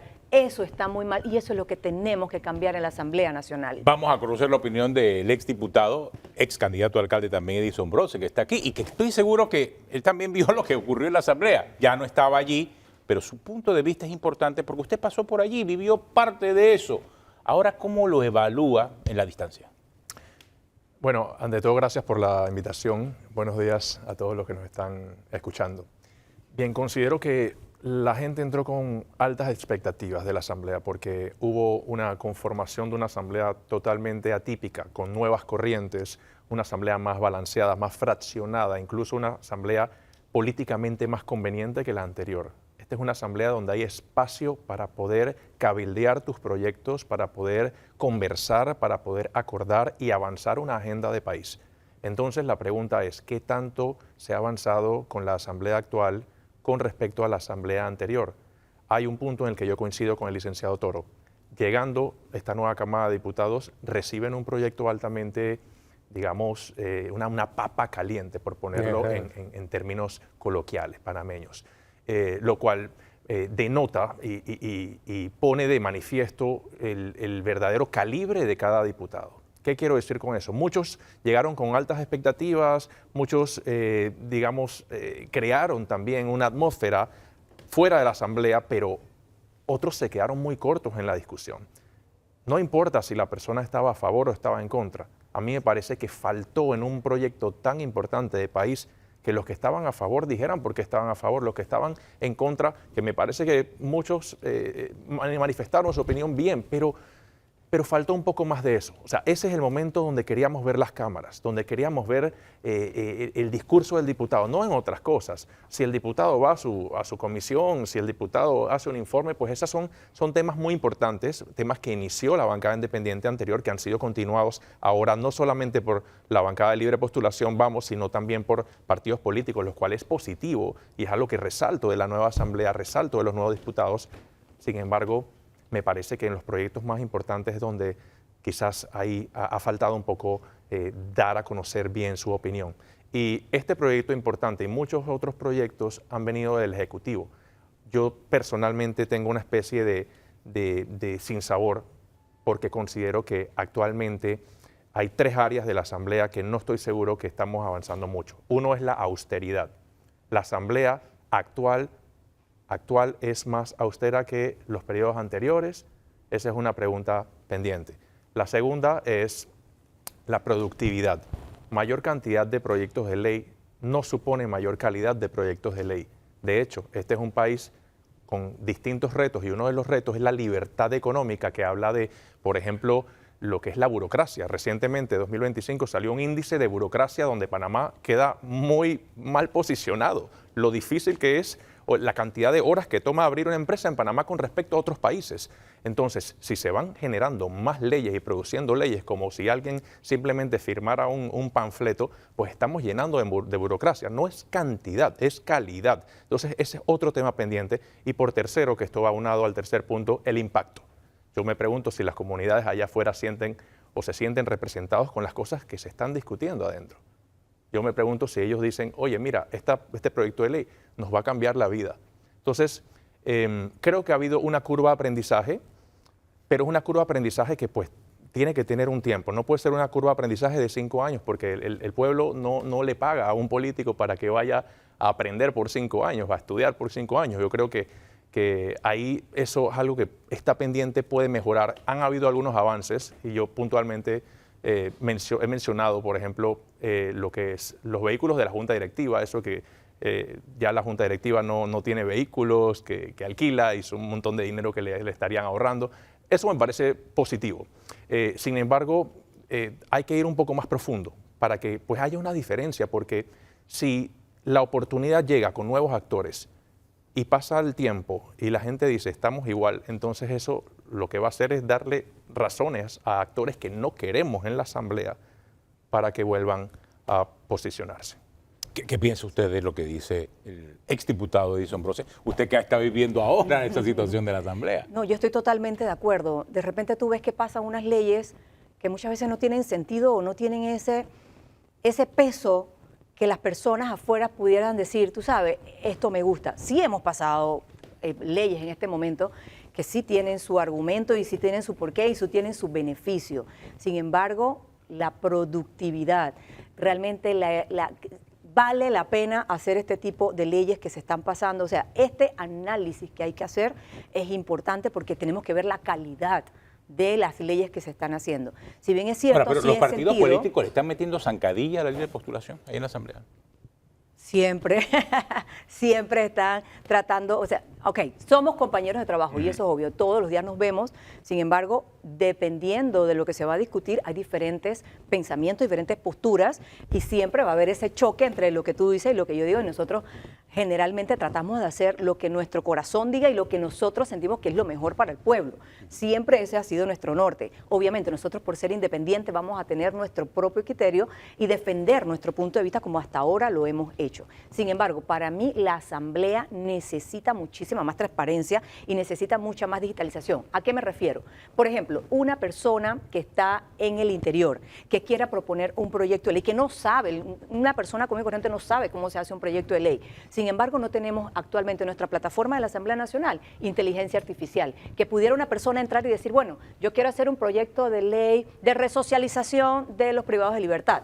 Y que la misma inteligencia artificial te puede decir, espérate, en el 2014 hubo esta propuesta, llegó hasta segundo debate, o llegó, no fue sancionada o fue vetada, y que te diga el por qué. Y sobre todo, es un proyecto viable, perfectamente viable. Hace falta invertir. En eso es que tenemos que invertir en la Asamblea Nacional, en realmente darle esa oportunidad y ese apoyo a la población a que pueda participar. Y yo sé que el pueblo tiene muchas ideas para poder hacer proyectos de ley porque realmente nacen de la necesidad de cada uno. Entonces, si tenemos un proyecto de ley, también saber cómo está. Hay, por ejemplo, personas, la participación ciudadana, que no saben en qué etapa está y cuánto tiempo llevo y quién me lo ve y por qué me lo echaron para atrás. O sea, esa transparencia, esa rendición de cuentas también que tiene que hacer la Asamblea Nacional no se está haciendo, y eso es importantísimo. Y esto hay que cambiarle, porque sí, en efecto, tenemos una percepción a nivel nacional de que la Asamblea Nacional se da mucha corrupción, no está trabajando, es ineficiente, pero es que no estamos haciendo la rendición de cuentas. Ahora, pero ¿se puede hacer más? Porque en su época, don Edison, eran 5 contra todos los demás. Ahora hay 20, el número se triplicó. Entonces, ¿qué más se puede hacer y de qué forma hacerlo? Yo considero que esta es una oportunidad porque el país quiere respuestas y considero que las herramientas existen y hay cambios que podrían darse que muestren un curso diferente. Y yo voy a poner un ejemplo. Una de las quejas es las planillas de la Asamblea. Yo me pregunto, al día de hoy, ¿realmente son necesarios $20,000 por diputado para que genere para su equipo? O sea, $20,000 para contrataciones de su equipo. Yo, en mi momento, como diputado, llegué a tener 2 personas y ahorrándole al Estado un montón de dinero y la productividad no me bajó, estaba al tanto. Yo me pregunto, ¿es necesario realmente que cada diputado tenga tanto presupuesto? ¿Y qué supone ese presupuesto con respecto a la productividad? Porque si cada uno tiene $20,000, son 71, pero estamos teniendo proyectos que están siendo disruptivos, que están generando cambios estructurales o que, por ejemplo, el gasto público empieza a ser, digamos, reducido con leyes que destraben algunas de las excusas de siempre, que no, que las leyes especiales, no, que están atornillados con algunas leyes. O sea, yo creo que lo medular se puede lograr, pero si estamos viendo que todo sigue exactamente igual, no estoy seguro que sea conveniente. Veámoslo a la luz de lo que ustedes acaban de decir. Por un lado, la diputada dice, no teníamos expertos en análisis estadístico de actuarios. Y por el otro lado, usted mismo dice, hubo escasez de contenido. Faltó contenido, faltó. Entonces, yo me pregunto, ¿cómo una asamblea con llegaron a tener $200 millones de presupuesto, $100 millones de presupuesto, más de $100 millones de presupuesto? Y yo, en lo personal, no cuestionaría ni cuestiono que tengan $20,000 los diputados. Pero yo sí quiero que un diputado que tiene todo el derecho de representar a una población y que no tiene por qué saber de todos los temas que se discutan, esté bien asesorado. Y que no esté a expensas de alguien que quiera venir a la asamblea a contribuir. No, la asamblea no tiene por qué estar a la expensa de la gente que quiera ir a donar su tiempo. Y nadie tiene por qué hacerlo. La asamblea tiene la obligación de producir leyes de calidad. ¿Y por qué la asamblea no contrató a los profesionales adecuados para que tuvieran bien provistos de argumentos los diputados? Porque lo necesitaban. Ninguno de ellos es estadístico y no tiene por qué hacerlo, son profesionales de distintas ramas. Entonces, yo sí encuentro necesario. El problema es que ¿cómo tienes 100, 200 millones de presupuesto y no tienes un estadístico que te pueda asesorar? porque no lo has contratado para 3, para 6 o para 12 meses. Esa es la parte que yo no le encuentro cogedero a ese sartén. Yo coincido completamente con usted, licenciado, en que para poder tener profesionales de calidad hay que pagarles bien. Yo estoy totalmente de acuerdo. La pregunta que yo pongo de relieve es, con todo el dinero y presupuesto que han tenido cada diputado durante tanto tiempo, ¿cuáles son los resultados que estamos viendo? La plata está, es decir, que las excusas no son válidas. Si presupuesto para personal existe, entonces, ¿por qué no estamos viendo cambios más allá de lo cosmético, de lo superficial? O sea, lo que yo no quisiera es que al final de este tiempo la gente mira a la Asamblea y dice, bueno, ¿cuál es la diferencia entre la Asamblea anterior y esta? Entonces, creo que es una oportunidad que está sobre la mano de cada uno para hacer algo diferente, y creo que también cada uno tiene el poder de poder hacerlo. En nuestra época, yo recuerdo nuestra bancada ni siquiera consumía eso, de los 20.000. Sé que otras bancadas lo hacían, en la nuestra, en el caso mío, tenía 2 personas, podía tener como el resto 30, tenían otros equipos de fútbol. Yo tenía 2 personas y la productividad era efectiva, estaba igual de beligerante la fiscalización del presupuesto, las iniciativas. Entonces, yo pienso que la curva de aprendizaje debe ser superada y quizás revisar como asamblea, que esto involucra tanto a libre postulación como partidos políticos, establecer prioridades de país, una agenda de país. ¿Cuál va a ser la agenda de la asamblea? ¿En qué se va a enfocar la asamblea? ¿Cuáles son los problemas reales del país? Porque, por ejemplo, si uno de los temas es libertad económica, hay mucha burocracia, okay, ¿qué se está haciendo en esa área? Si otro de los temas es empleo, ¿qué se está haciendo en esa área? ¿Cuáles son las leyes que se necesitan o leyes que no se necesitan? Porque no todo es generar leyes, que yo creo que hay un concepto quizás equivocado de que el diputado está para sentarse y generar leyes.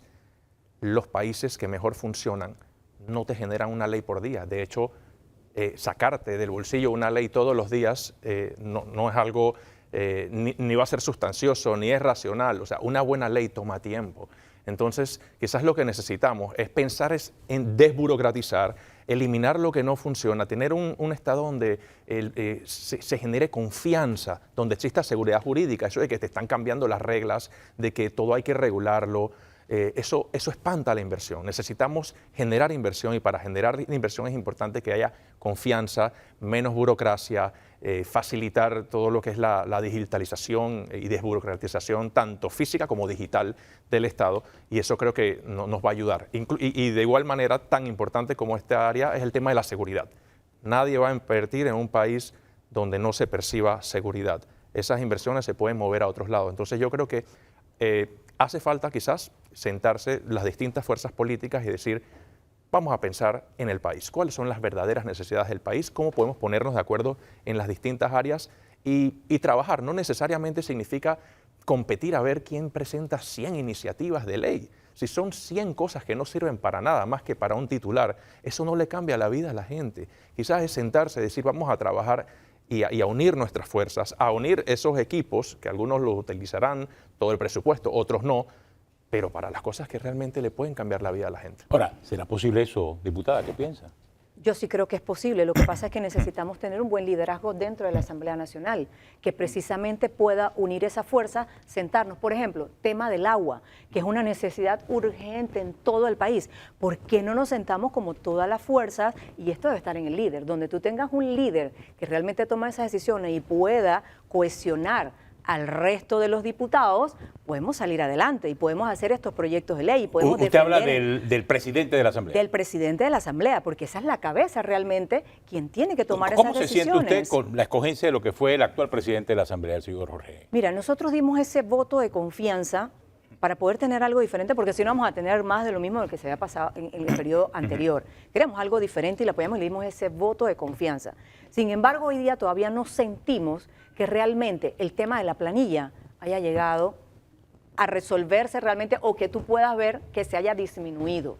Entonces no vemos estas evaluaciones realmente de productividad, no vemos estos avances en digitalización. Yo siempre voy a decir, la Asamblea Nacional tiene que tener más transparencia y rendición de cuentas. Necesitamos ser realmente transparentes. ¿Qué es lo que está haciendo la Asamblea Nacional que hoy día no está? Por ejemplo, el tema de los $20.000, eso. realmente estamos nosotros diciendo, bueno, esta es mi planilla y en esto es lo que me lo estoy gastando, o estos son los resultados, esta rendición de cuentas que es tan importante para el país. ¿Qué es lo que nosotros hemos hecho? ¿Cuántos proyectos de ley, cuántos proyectamientos en cada una de las comisiones? Debemos informar al país, porque realmente se está haciendo un gran trabajo. Y de hecho, hubo un diputado hasta que nos decía, ¿tú sabes qué? Aquí los que estamos aquí no nos vamos a reelegir. ¿Pero por qué no? Porque es que antes nosotros manejábamos dinero y hacíamos trabajo en las comunidades, claro, y ahora han llegado ustedes y todo esto se ha perdido. Y espera, ¿pero qué estamos haciendo ahora? Como debe trabajar. Entonces sí se está viendo un cambio en la Asamblea Nacional. ¿Lo estamos comunicando? Yo creo que no se está comunicando como deberíamos hacerlo. Digo, también han salido, hay cosas que se están haciendo mal y que hay que mejorarlas, pero para mí la transparencia, que se vea exactamente lo que estamos haciendo, y esa rendición, hicimos tantas leyes, fueron aprobadas, fuimos, por ejemplo, nosotros, la bancada independiente de Vamos, hemos presidido 5 comisiones, de las cuales ya se hizo la rendición de cuentas, la Comisión de Educación, dirigida por el honorable diputado Jorge Blois. ¿Cuántos prohijamientos, cuántos proyectos se debatieron? Casi todas las semanas se reunían, casi todos los días. Para mí eso es un ejemplo de que realmente se está trabajando, y muchos nos decían, oye, nosotros no tenemos tanto trabajo, dejen de trabajar tanto. Me decía un diputado del PRD, todavía no recuerdo, doctor, lo que pasa es que ustedes están trabajando demasiado. Pero ¿cómo no vamos a estar trabajando demasiado si ese es nuestro trabajo? No, muy buena la experiencia. No se agiten que nos arrastran. Sí, muy buena la entonces experiencia. nos están presionando. Pero muy bueno su testimonio. Muchas gracias, diputada, por acompañarnos aquí en Debate Abierto. También al diputado Edison Brose. Por cierto, ¿qué hace un diputado cuando sale de la Asamblea? Y tengo un ejemplo aquí del diputado Edison Brose. Mire, hay una cerveza ahora artesanal y él, mira, no es que él se está dedicando a hacer cerveza, sino que tiene un podcast, pero a los que lo siguen en el podcast, él les regala una cerveza. Y la cerveza se llama El Calvo. Bueno, ¿Qué te parece? ¿Ves? La historia política de Panamá tiene que ver mucho con la cervecería. O sea, Bueno. cervecería y política de Panamá. Claro, lo que pasa es que ahora las cervezas son artesanales. Oiga, muchas gracias Oiga, por gracias acompañarnos por la invitación. aquí en Gracias. Debate Abierto Dominical, también a la diputada. Gracias. Una pausa, regresamos en unos minutos.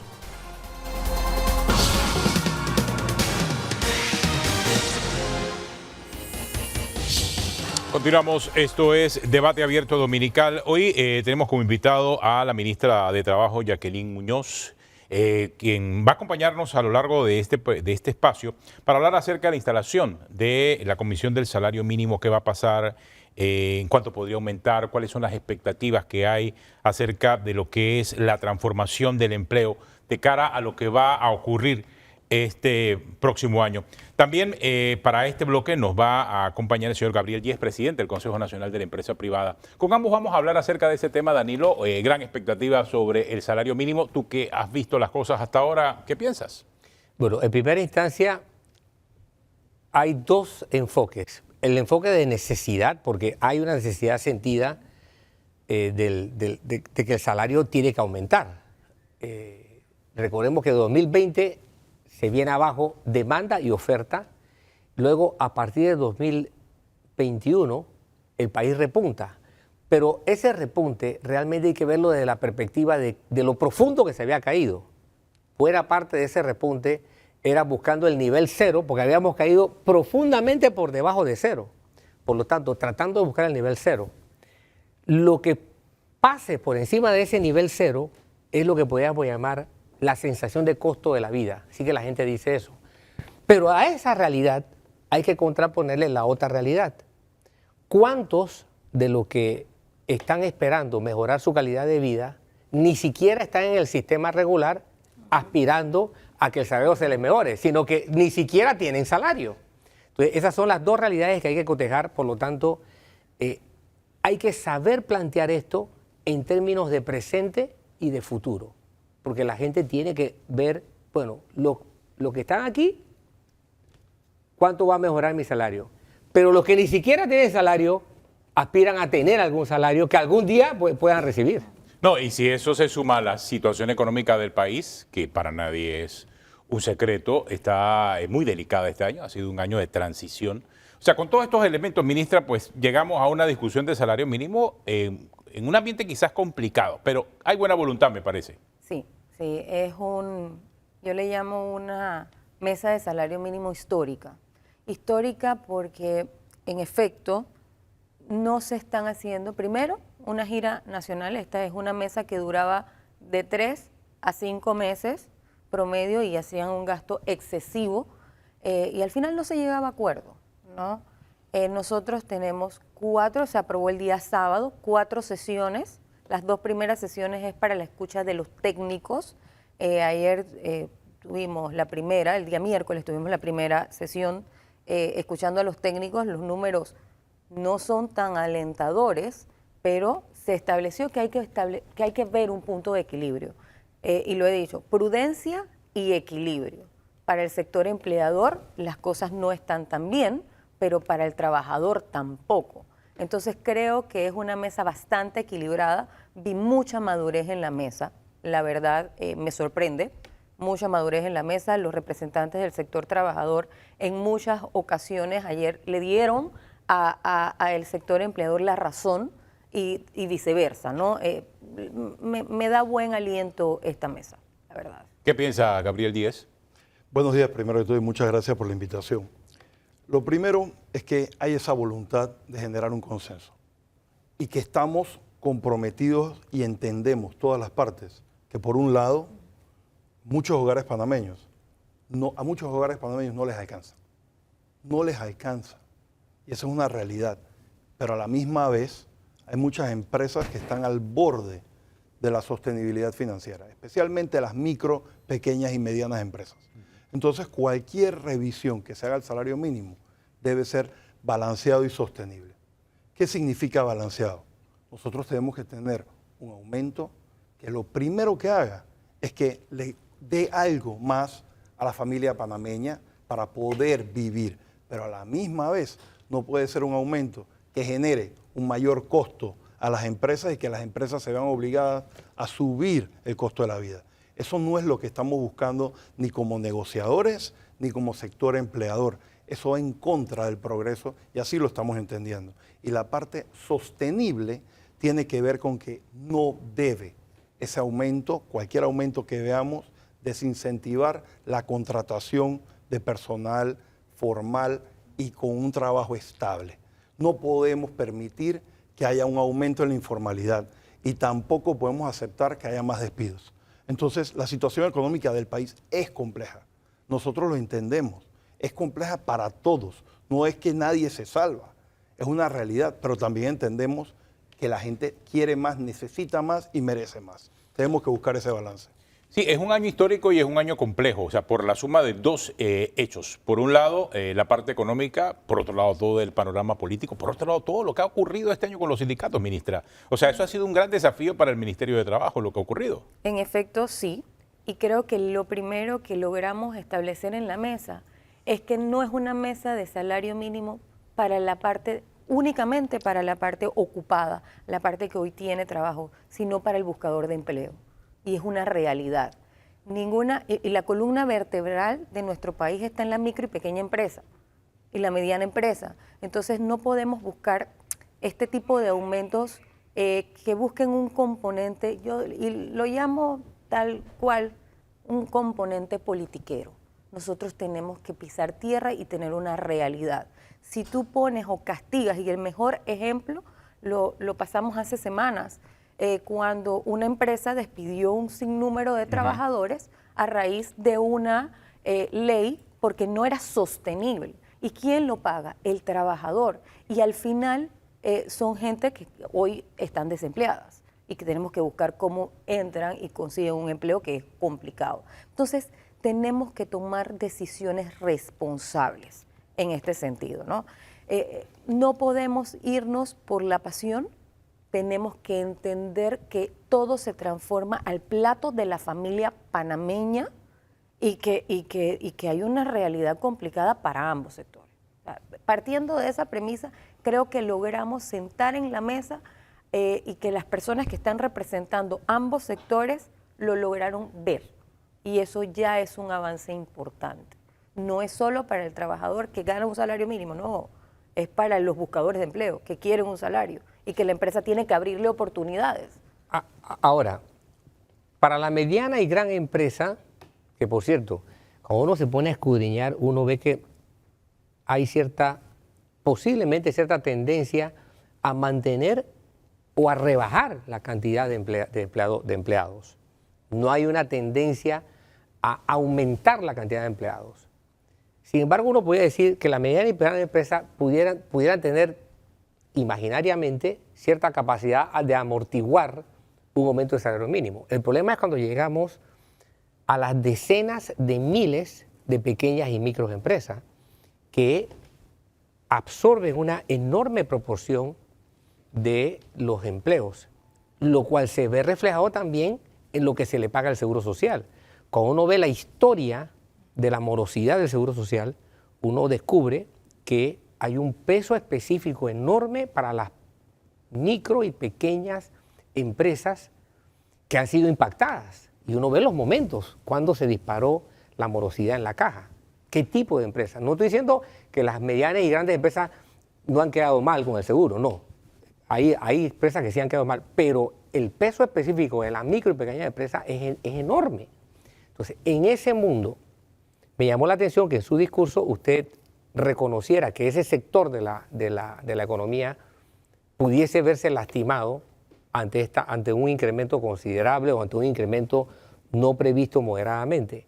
¿Qué es lo moderado aquí y cuál es el riesgo de que el sector micro y pequeño, que es un gran empleador, no es una gran empresa, pero es un gran empleador, aquí el juego de palabras puede correr confusión, ¿no? El riesgo es que a un mayor costo nosotros nos veamos obligados como sociedad a perder empleo porque no se puede pagar el empleo.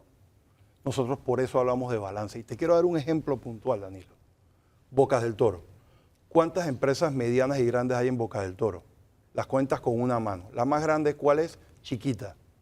Por un evento político, aislado de la operación bananera, se cerró una empresa y se despidieron más de 5.000 personas.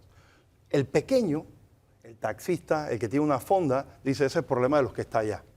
Ahora yo te pregunto, ¿quién compraba en esa fonda? ¿Quién usaba ese taxi? ¿Quién iba a la tienda a comprar ropa? Si me quedo sin empleo no tengo dinero y si no tengo dinero no puedo acceder a nada de lo que acabo de mencionar. ¿Y qué termina pasando? El problema que está allá me cae a mí, porque ahora yo desde mi fonda no puedo vender. Y eso fue lo que pasó allá. Por politiquería, por un mal liderazgo, porque estaba basado en mentiras, y eso lo sabemos ahora. ¿Qué sucedió? Se cerró una fábrica, se cerró una empresa, se perdieron miles de empleos y casi Changuinola se convierte en un pueblo fantasma. Y ahora mira lo que pasa, hablamos de qué viene el próximo año. El 2026, leía recientemente en el periódico, la empresa va a empezar a exportar. La empresa va a terminar de retomar el empleo de todas estas personas que perdieron su empleo. Ahora yo te pregunto, ¿cuánto tiempo después vuelve ese pequeño empresario a poder tener un negocio viable? El 2026, la primera mitad, es compleja para Bocas del Toro, pero cada semana mejor. ¿Por qué? Porque la gente se va poniendo al día con sus cuentas, va utilizando su plata y va comiendo, va consumiendo y va aumentando. Y allí es donde tenemos que enfocarnos. Ese ejemplo, traigámoslo a Panamá, traigámoslo a cualquier negocio aquí. Entre más panameños quedan desempleados y quedan a la merced de ver cómo pueden generar un salario del día a día, menos consumo hay. Por ende, el sector empleador jamás va a estar de acuerdo con un aumento que lo que haga es que destruya al colaborador, al empleado que recibe el dinero. Debe ser un aumento balanceado y sostenible. Y ese balance implica dos cosas. Como dije, uno, que se genere el empleo y dos, que tenga mejor calidad de vida. Sin empleo no tienes mejor calidad de vida tampoco. Y te termino con esto.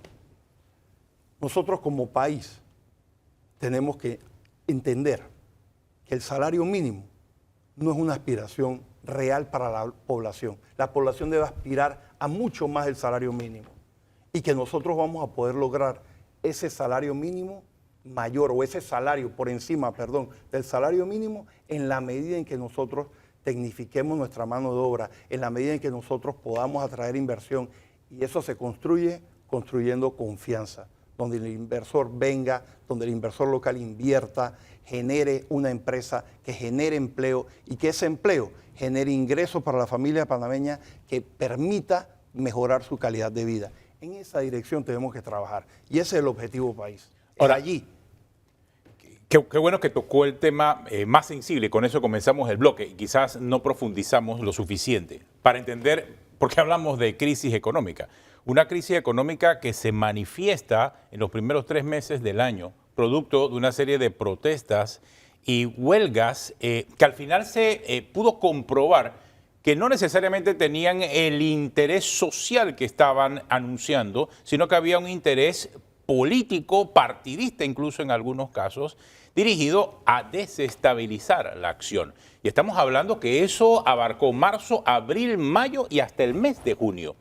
El año arrancó muy bien, porque este año 2025 arrancó económicamente muy bien. Los 3 primeros meses demostraban ese repunte económico. Pero al cruzar el mes de marzo, cuando comenzó la discusión de las reformas a la ley de la Caja de Seguro Social, comenzó la debacle del año. Y lo traigo a colación porque a veces pasa el tiempo y uno siente que estas cosas ocurrieron hace un año atrás. No, ocurrieron en este 2025. Y al Ministerio de Trabajo le correspondió una gran parte de la tarea de poder enfrentar esa realidad que ahora nos tiene en un año que arrancó bien, pero que está terminando con un desempleo casi marcando los 2 dígitos. ¿Producto de qué? De esas acciones que se dieron a principio de año, ministra. En efecto, el año arrancó con un 31% más de contrataciones que el año anterior. Y vino en picada y se estabilizó. De hecho, hubo un mes en donde contratamos menos que el año pasado. Y eso era preocupante, viendo un crecimiento. ¿Por qué? Porque no hay confianza y nadie invierte en un país inestable. Inestable en el sentido de que no había una verdadera razón social para protestar. Y quedó evidenciado en Bocas del Toro, quedó evidenciado en Panamá, fue evidente lo que sucedió. Ahora, ¿qué pasa? ¿Cuánto nos cuesta subir, levantar y aumentar y crear confianza nuevamente? La raya de los 2 dígitos es evidente. El Observatorio del Mercado Laboral del Ministerio apunta a que vamos hacia los 2 dígitos, aun cuando estamos cerrando el año con 45.000 contratos más que el año pasado. Pero eso tiene un componente. Crecemos como población económicamente activa, crecemos, o sea, hay varios dígitos que hay que analizar en ese momento, y el INEC en su momento dará la cifra real, la cifra estadística dentro de la Contraloría, pero a nosotros como ministerio, para poder crear políticas públicas, necesitamos medir. Y en 3 meses de este año, las consignas pudieron más que las realidades, pero hoy el panameño entiende que nosotros no podemos bloquear. Ayer, dentro de las ponencias, me parece que fue MEF y ACODECO, se miraba cómo crecía y bajaba a lo largo de los últimos años, los 5 años, cuando estaban cerrados, cuando había huelgas, cuando había protestas, cómo permeaba y cómo bajaba la inversión, cómo se evidenció cuántos daños le haces al país cerrando. Y cuando veías qué cerrabas y qué ganabas desempleo. O sea, tenemos una política de había gente que sí ganaba y hay gente que sí ganó. Y quedó evidenciado también los que salieron ganando aquí. Sin embargo, los que salieron ganando y que dejaron la protesta en la medida que se fueron cerrando las fuentes de financiamiento, Danilo. Sí, sin embargo, un estudio que yo hice, y lo puedo decir porque lo hice, y es que cada vez que ha habido un impacto considerable en tiempo a la actividad de la económica normal, el costo de la vida ha tendido a subir en 20%. O sea, la pelea es porque el costo de la vida es alto. Exacto, claro. Es contradictorio, porque un tipo de pelea hace que la consecuencia sea que la gente que está protestando por el costo de la vida, al final tenga que pagar más, porque la dinámica lleva a un encarecimiento por varias razones, ¿no? Se bota mucha comida cuando hay cierre de vías públicas, se desperdicia mucho alimento, se quema mucha capacidad logística, industrial, y eso alguien lo tiene que pagar. Alguien lo tiene que pagar. ¿Quién lo quiere pagar? El consumidor, que al final tiene que volver a comprar lo que no pudo comprar durante un mes. Precisamente. Ese es el punto que la gente no logra precisamente revisar, ¿no? Estos cierres te va a cerrar el país, te va a cerrar el crecimiento, te va a quitar la capacidad, entendiendo que al final el perjudicado es el panameño común, es la familia panameña, es el núcleo familiar. Entonces, ¿cuál era la razón o cuál es el motivo? Hace unos días me entrevistaba, ministra, usted sabe que va a ser demandada. Mira, ya me demandan por todo y por nada, pero al final El camino correcto es que el país está y se siente tranquilo. Y eso genera confianza. Y al generar confianza traemos inversión que se transforma en empleo. Y eso es lo que tenemos que tener como país. Porque al final quedó evidenciado que no había un fin, un objetivo Ahora, específico. el presidente durante la semana, el jueves, dijo que si no se llegase a un acuerdo, el Ejecutivo le tocaría, como siempre ha ocurrido cuando no se llega a un acuerdo, decir a esto corresponde. Mi pregunta es, ¿el Ejecutivo tiene entre sus avenidas, entre su perspectiva, el que efectivamente eso tenga que ocurrir? ¿Tiene alguna propuesta preliminar? ¿Tiene alguna visión de lo que podría aguantar el mercado? Y además, el Ejecutivo también está presentando una serie de perspectivas económicas para el 2026, lo que implica que para el 2027, para el 2028 realmente tendría que esperarse del Ejecutivo alguna voz optimista, todavía en el mismo gobierno, el señor Mulino, el gobierno al que usted pertenece. En efecto, el salario mínimo se revisa cada 2 años. Tenemos que entender que estamos en alzada. Sí tenemos un 4.4 de crecimiento, pero ¿dónde estamos creciendo? En actividades que en este momento no generan empleo. Y eso es una realidad. En algún momento eso va a llegarle a la gente con más tiempo. Entonces nosotros tenemos que ser cautelosos de esa decisión. Si bien es cierto, nosotros como Ejecutivo estamos revisando cuáles son las posibilidades, tengo fe en una mesa. Tengo fe en una mesa en donde los sectores se saben escuchar.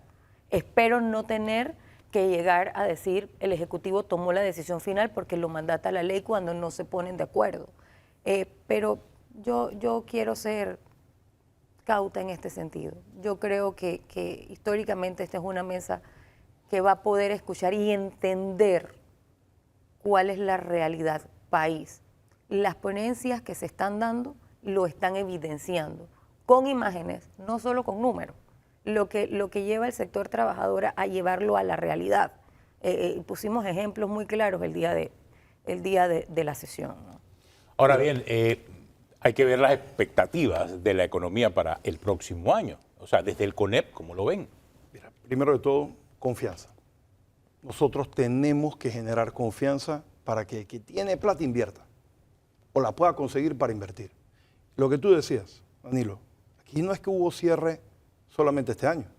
Aquí hubo cierre el 2020 por la pandemia, el 21 por la segunda ola de la pandemia, el 22 por el tema del alza del costo de la vida, el 23 por la mina, el 24 un año electoral, el 25 por la Caja de Seguro Social. Llevamos 6 años, de sobresalto en sobresalto. Entonces, tomo tu número como real. Si cada cierre te aumenta el 20% del costo de la vida, se ha más que duplicado en 6 años. Producto de cada cierre. Tomo tu misma data y la pongo en números reales. Y eso lo veis. El otro día llego a comprar un litro de leche, $1.95. Y yo me acordaba con el litro de leche costaba 95 centavos. Yo no soy tan viejo. Entonces, yo veo eso y digo, hey, esto es un tema. Y eso, viéndolo así en el día a día. La perspectiva, venimos de una situación compleja, como dije anteriormente. ¿Qué va a pasar? Hay planes para desarrollo, hay inversiones que se van a dar. Pero cuando tú computas que Chiquita vuelva a operar y hay 5.000 empleos y la derrama económica que eso carga, se va a ver en la segunda mitad del año. Así es. La decisión que tomemos con la mina. También. ¿Cuándo se va a ver? El otro año. Y quizás totalmente para el 27 si es que abre. Mira cómo estamos. Vamos a lo siguiente. ¿Qué pasa con la derrama que te lleva a todo el que puede producir? Tiene que esperar que ese grande primero produzca para que caiga el más pequeño, al mediano, para que caiga el más pequeño, para que caiga el micro. ¿Cuánto tiempo demora eso en bajar? Es como quien echa agua en un embudo, va bajando y va saliendo. Y toma un tiempo llegar allá. Mis perspectivas son que el 26 va a ser un año mejor que el 25, Dios mediante. Pero un año que va a ir increciendo, que va a ir aumentando a lo largo. Mi fe es que en el 2027 nosotros veamos el esfuerzo de haber trabajado en conjunto. Y ahí es donde yo le hago un llamado respetuoso al gobierno. Tenemos que formar consensos. Tenemos que, así como lo estamos logrando en la mesa de salario mínimo, que nos estamos escuchando y estamos hablando y estamos dialogando y estamos construyendo credibilidad, que es parte de la confianza, nosotros tenemos que hacer eso en todo, en la discusión minera, en la discusión del canal con relación al Río Indio, en la discusión de cuál es el nuevo modelo de desarrollo de este país, a dónde lo vamos a llevar. Esos consensos son las bases de poder construir un mejor país para todos, un país de oportunidades. De lo contrario, vamos a ir de sobresalto en sobresalto con cierres drásticos año tras año y una espiral y va hacia allá, destructiva. porque el consenso se construye con el que quiere consensuar, porque es que también hay radicales que creo que poco a poco han ido revelando su realidad y lo hemos podido observar a lo largo de este año. Ministra, pero así como vimos la perspectiva económica, ¿cree que será el 2026 el año del frenazo del tema del empleo? ¿Se podrá ir reduciendo esos números? Yo aspiro que sí. Sí, la verdad es que con precisamente dos factores. El consenso se construye con quien realmente tiene la camiseta de Panamá y quiere escuchar y ver la realidad y no lleva una posición a una mesa radical sin darle opciones a ninguno de los sectores, y creo que esto se ha logrado ahora. Creo que hay organizaciones sociales, lo he dicho siempre, muy responsables y que ahora son parte de los actores principales de ciertos movimientos y eso se siente en el ambiente. De hecho, lo vemos en la mesa de salario mínimo. Eso por una parte. Para el próximo año sí se esperan mejoras. No vamos a estar en las condiciones en que estábamos antes, en definitiva, porque precisamente es ese efecto embudo que va a ir poco a poco a la familia panameña. Y yo escucho mucho, ¿cuándo se siente el chenchen? El chenchen no se siente. Sí, pero es que el chenchen no se siente porque se construye, porque llegamos con un gobierno, yo lo llamo, en el ring, y ponerle la llanta a ese automóvil para que ese automóvil pueda empezar a andar, fue lo que nos tomó este año, aún con todo este trimestre que fue complicado. Entonces, confianza, sí, construir confianza, atraer inversión y generar empleo. Esta es la retórica y este es el norte del gobierno. Bueno, muchas gracias, ministra, por acompañarnos y también al presidente del Consejo Nacional de la Empresa Privada. Gracias. Aquí, hoy, en Debate Abierto Dominical. Tenemos una pausa. Al regresar, seguiremos con el programa.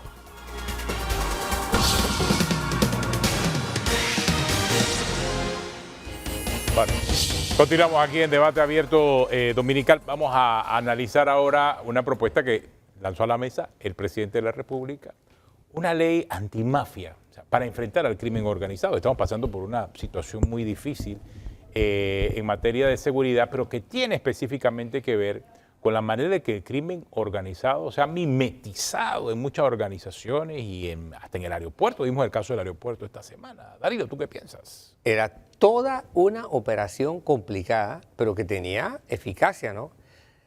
Que además, esa era la parte de la operación de salida. Había una operación de entrada de droga, que también fue analizada, que funcionaba por distintas formas. Droga por vía terrestre, droga por vía marítima, droga por vía aérea. A eso súmale el reenvío. O sea, realmente era una operación logística a una importante escala. La cantidad de gente detenida me llama la atención. Entonces, lo que te dice es, hay crimen organizado operando en el país. ¿En qué medida las capacidades del Estado son vulnerables? Bueno, hasta el punto que el presidente plantea una nueva ley. Casualmente tenemos a dos expertos en la materia, Irving Muñoz, que es presidente del Colegio de Profesionales de Policía, y Luis Carlos Trejo, que fue director de Senafron, que nos acompaña esta mañana. Irving, ¿qué piensas acerca de eso? ¿Será posible? ¿Será real? ¿Se podrá a través de una ley antimafia controlar esa realidad? ¿Qué piensas? Bueno, yo pienso, buenos días, gracias a Tenógenes, buenos días Danilo, disculpen, y a todos los que nos escuchan y nos ven a través de sus medios. Efectivamente, en el colegio, pues estos son temas de interés, de análisis en nuestros observatorios, son temas de debate y primero creo que el Estado está siendo honesto en reconocer que hay una presencia de crimen organizado. Y básicamente, ¿por qué? Porque tú lo acabas de decir, Danilo, o sea, cómo llega a Panamá un kilo de droga y cómo sale un kilo de droga. O sea, ¿de dónde viene? ¿Quién lo trajo? A alguien lo envió. Y para que llegue aquí y llegue seguro, tiene que haber una organización. Y para que se vaya y llegue seguro a su destino, hay una organización. ¿Quién lo recibe? Y no solamente el que lo recibe, sino el que lo distribuye, el que lo vende en esas calles, en los países donde llega el destino. Entonces quiere decir que sí hay una organización y al final de esa organización vamos a agregarle un segundo apellido, transnacional. Entonces el Estado está previendo ante eso, ha hecho sus análisis de lo que está ocurriendo y en materia de poder, vamos a decir, anticiparse a cualquier condición que nos pueda llevar a un estado fallido, un estado criminal. Entonces dice, esto vamos a crear una disrupción del sistema.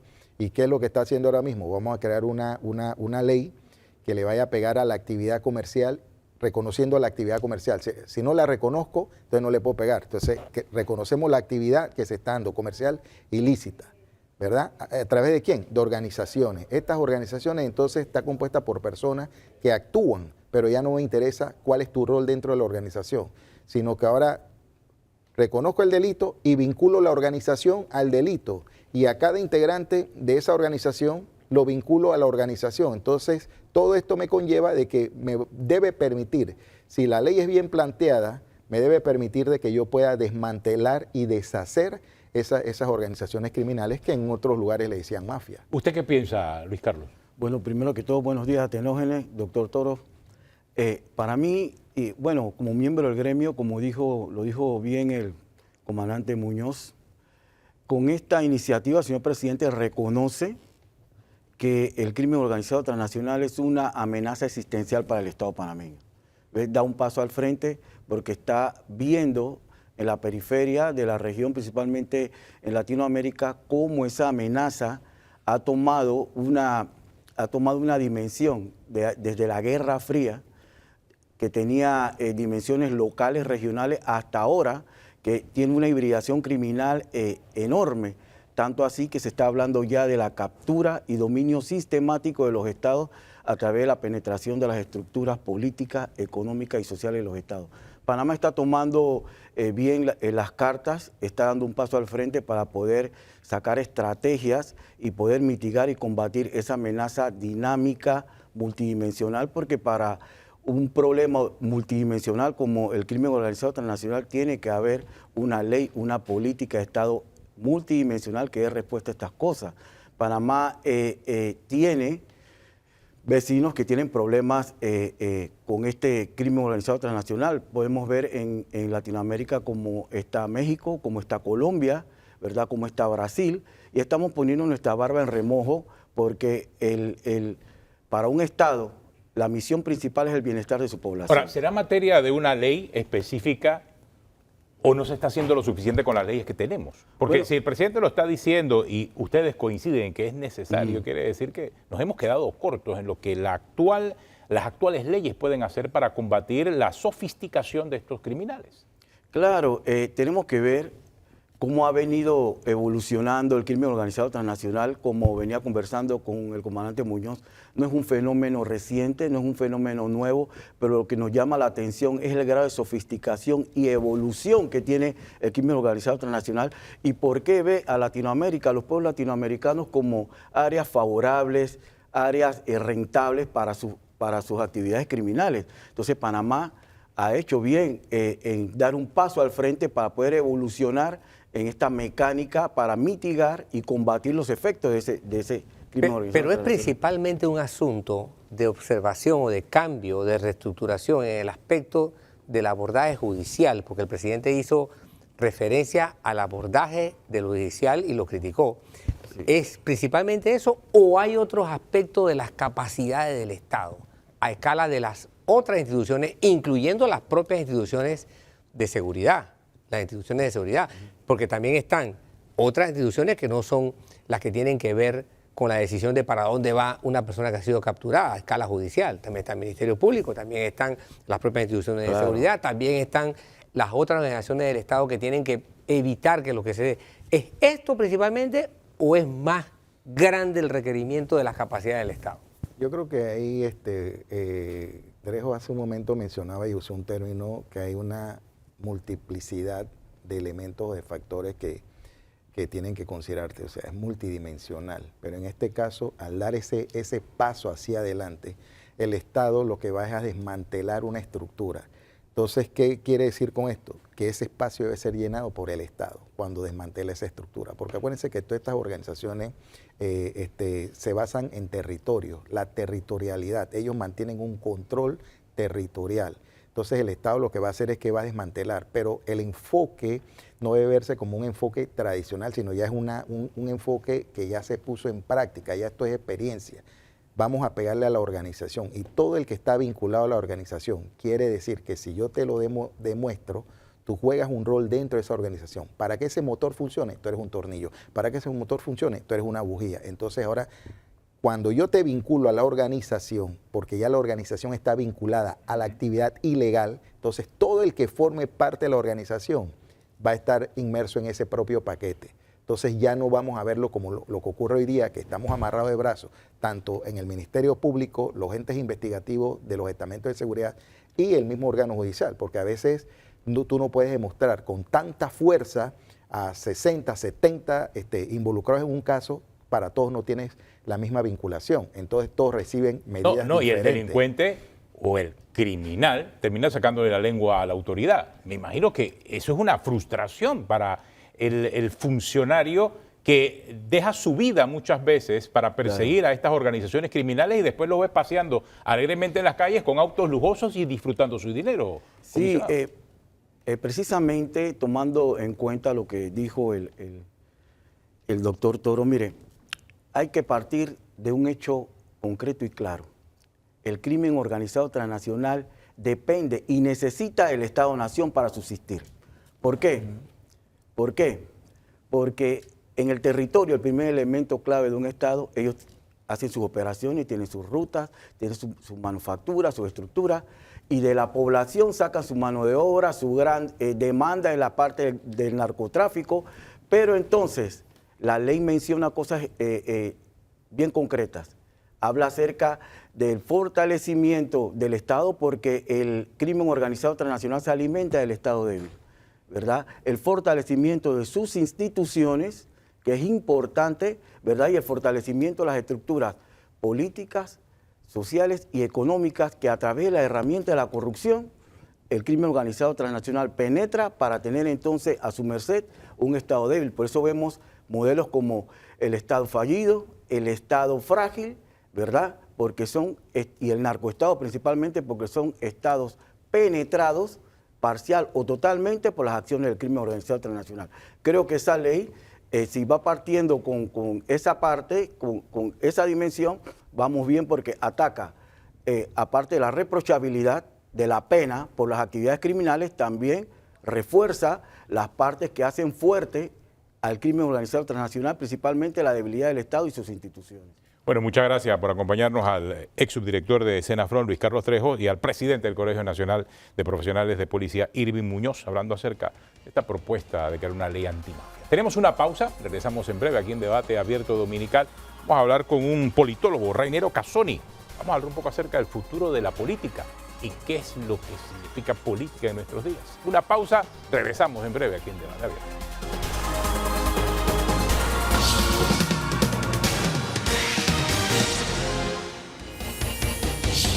Bueno, continuamos aquí en Debate Abierto y para la parte final del programa, Danilo, tenemos un invitado, un politólogo experto, conoce muy bien Panamá, conoce muy bien la región, se llama Rainero Casoni.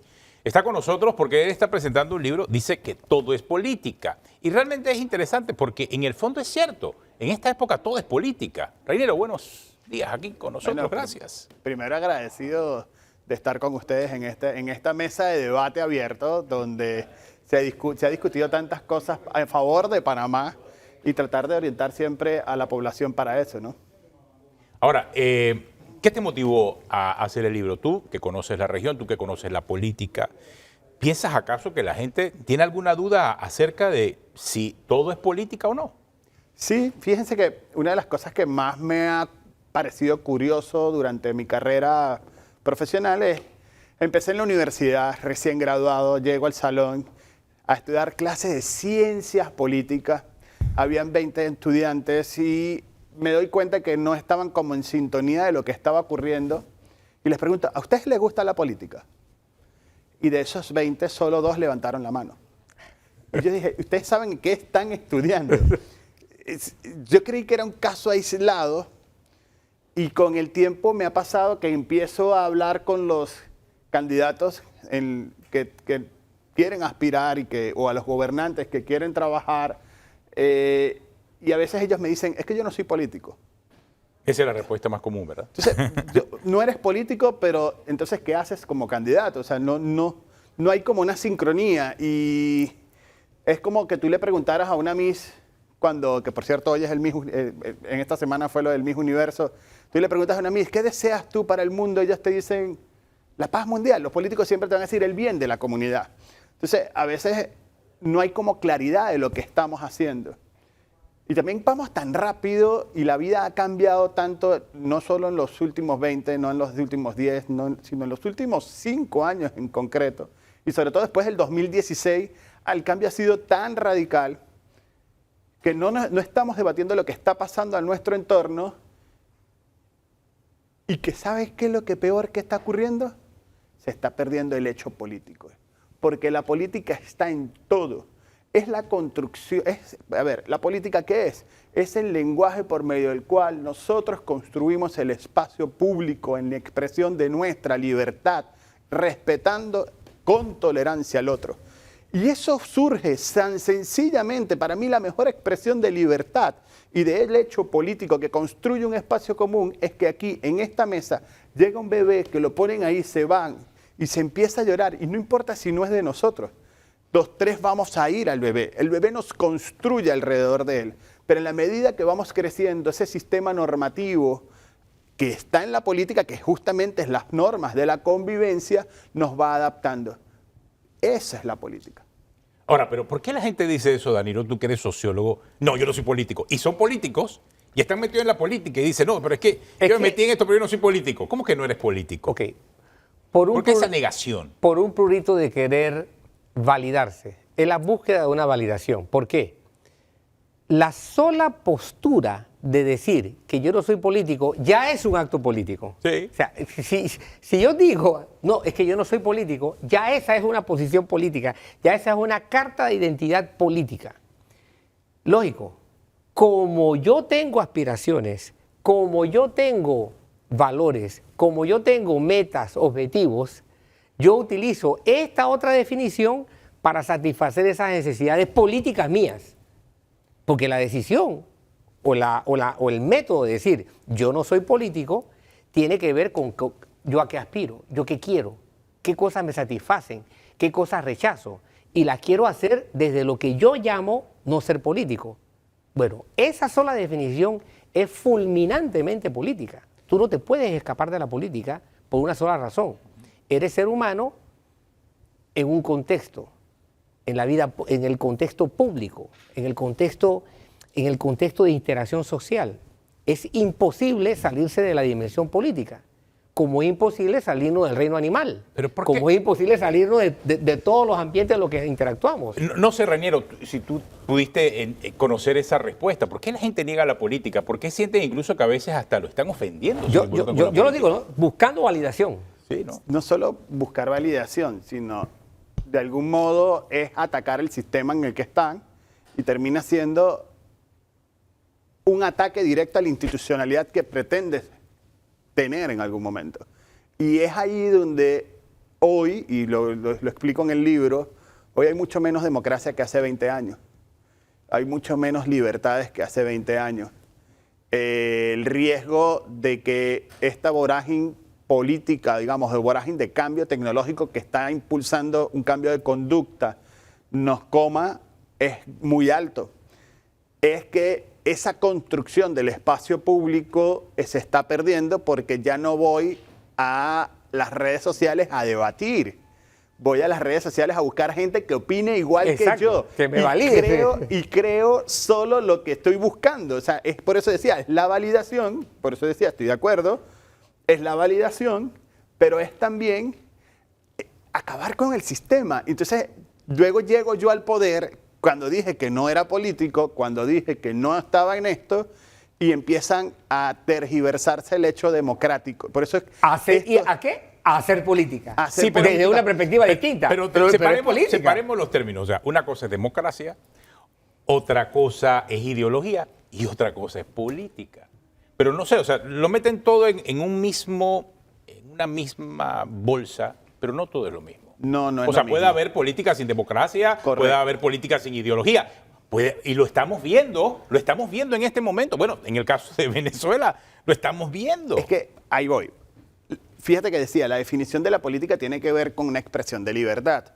La política limitada es mucho más complejo de gestionarse. Requiere mucha más creatividad y requiere mucho más decoro de las consecuencias que pudieran ser en casos autoritarios.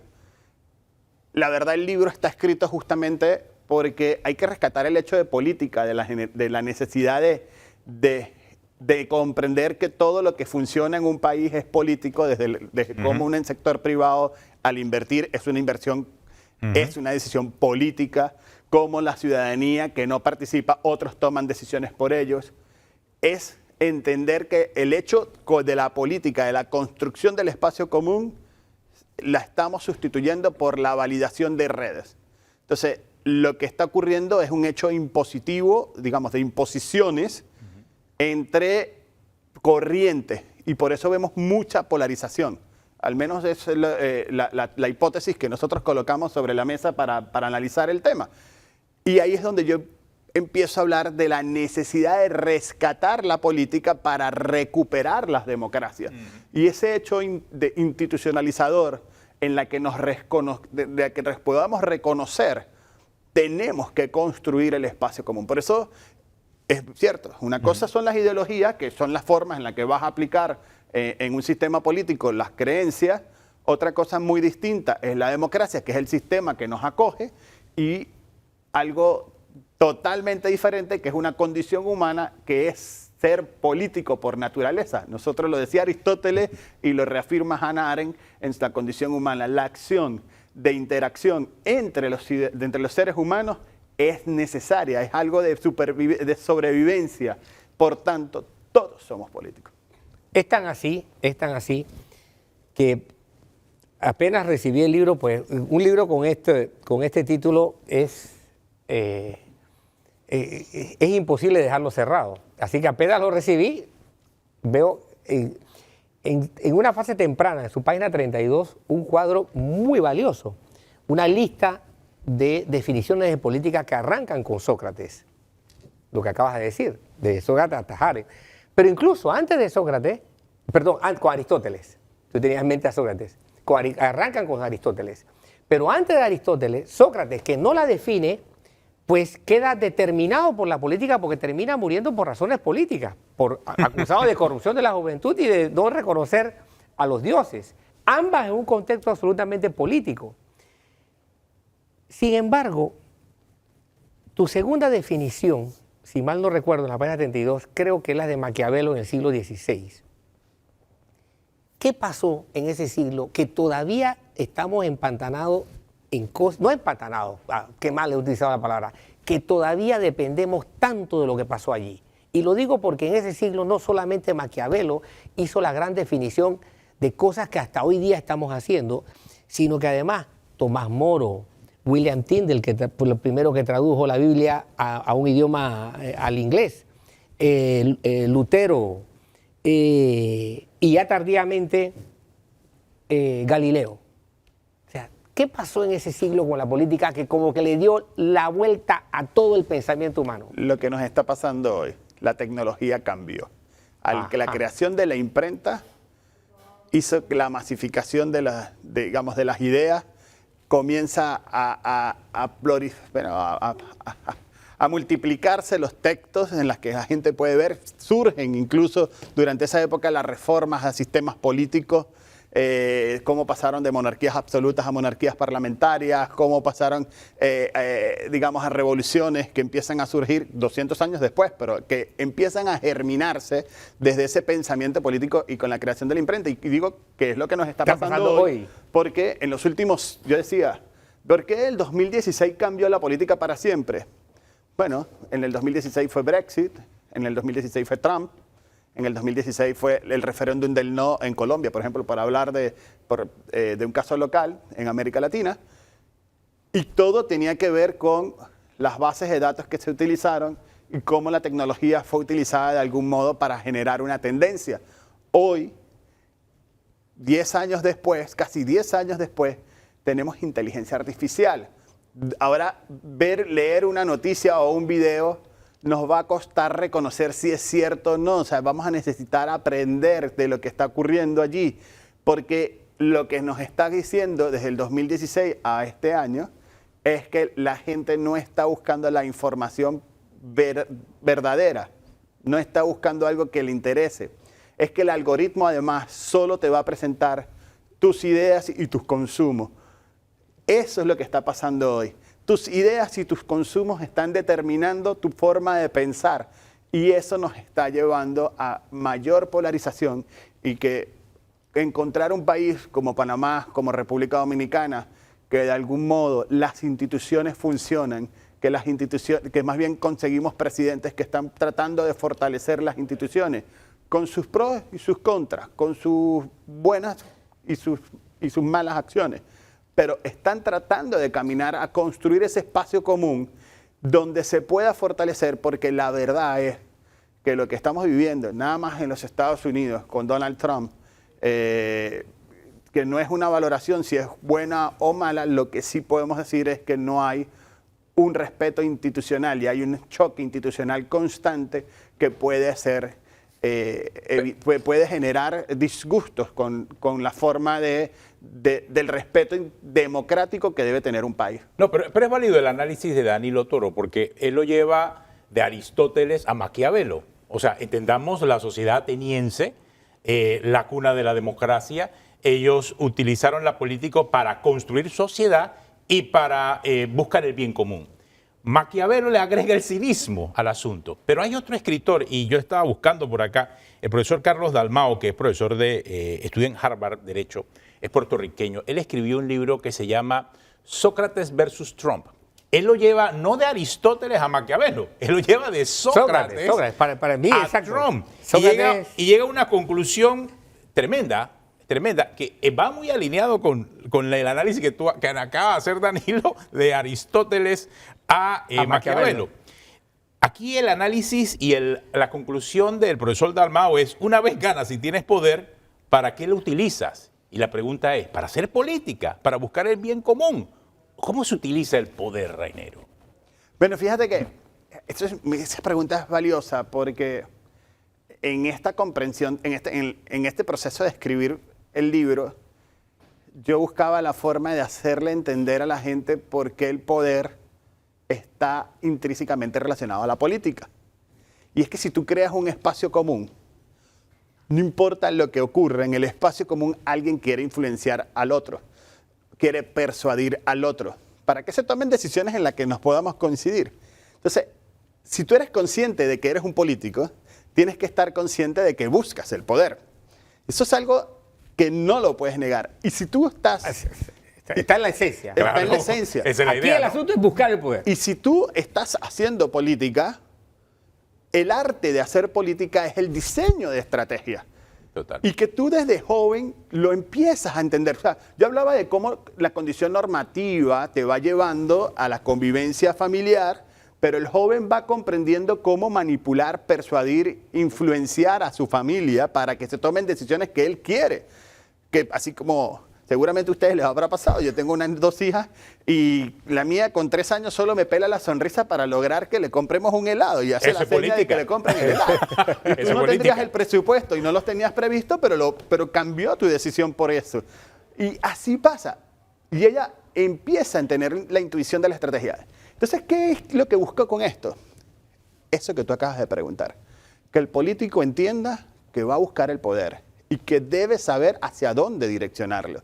Que los partidos políticos entiendan que son los articuladores de demanda y que no son solo plataformas electorales, porque plataformas electorales no les va a llevar a nada, va a destruir la democracia si no comprenden que son articuladores de demanda.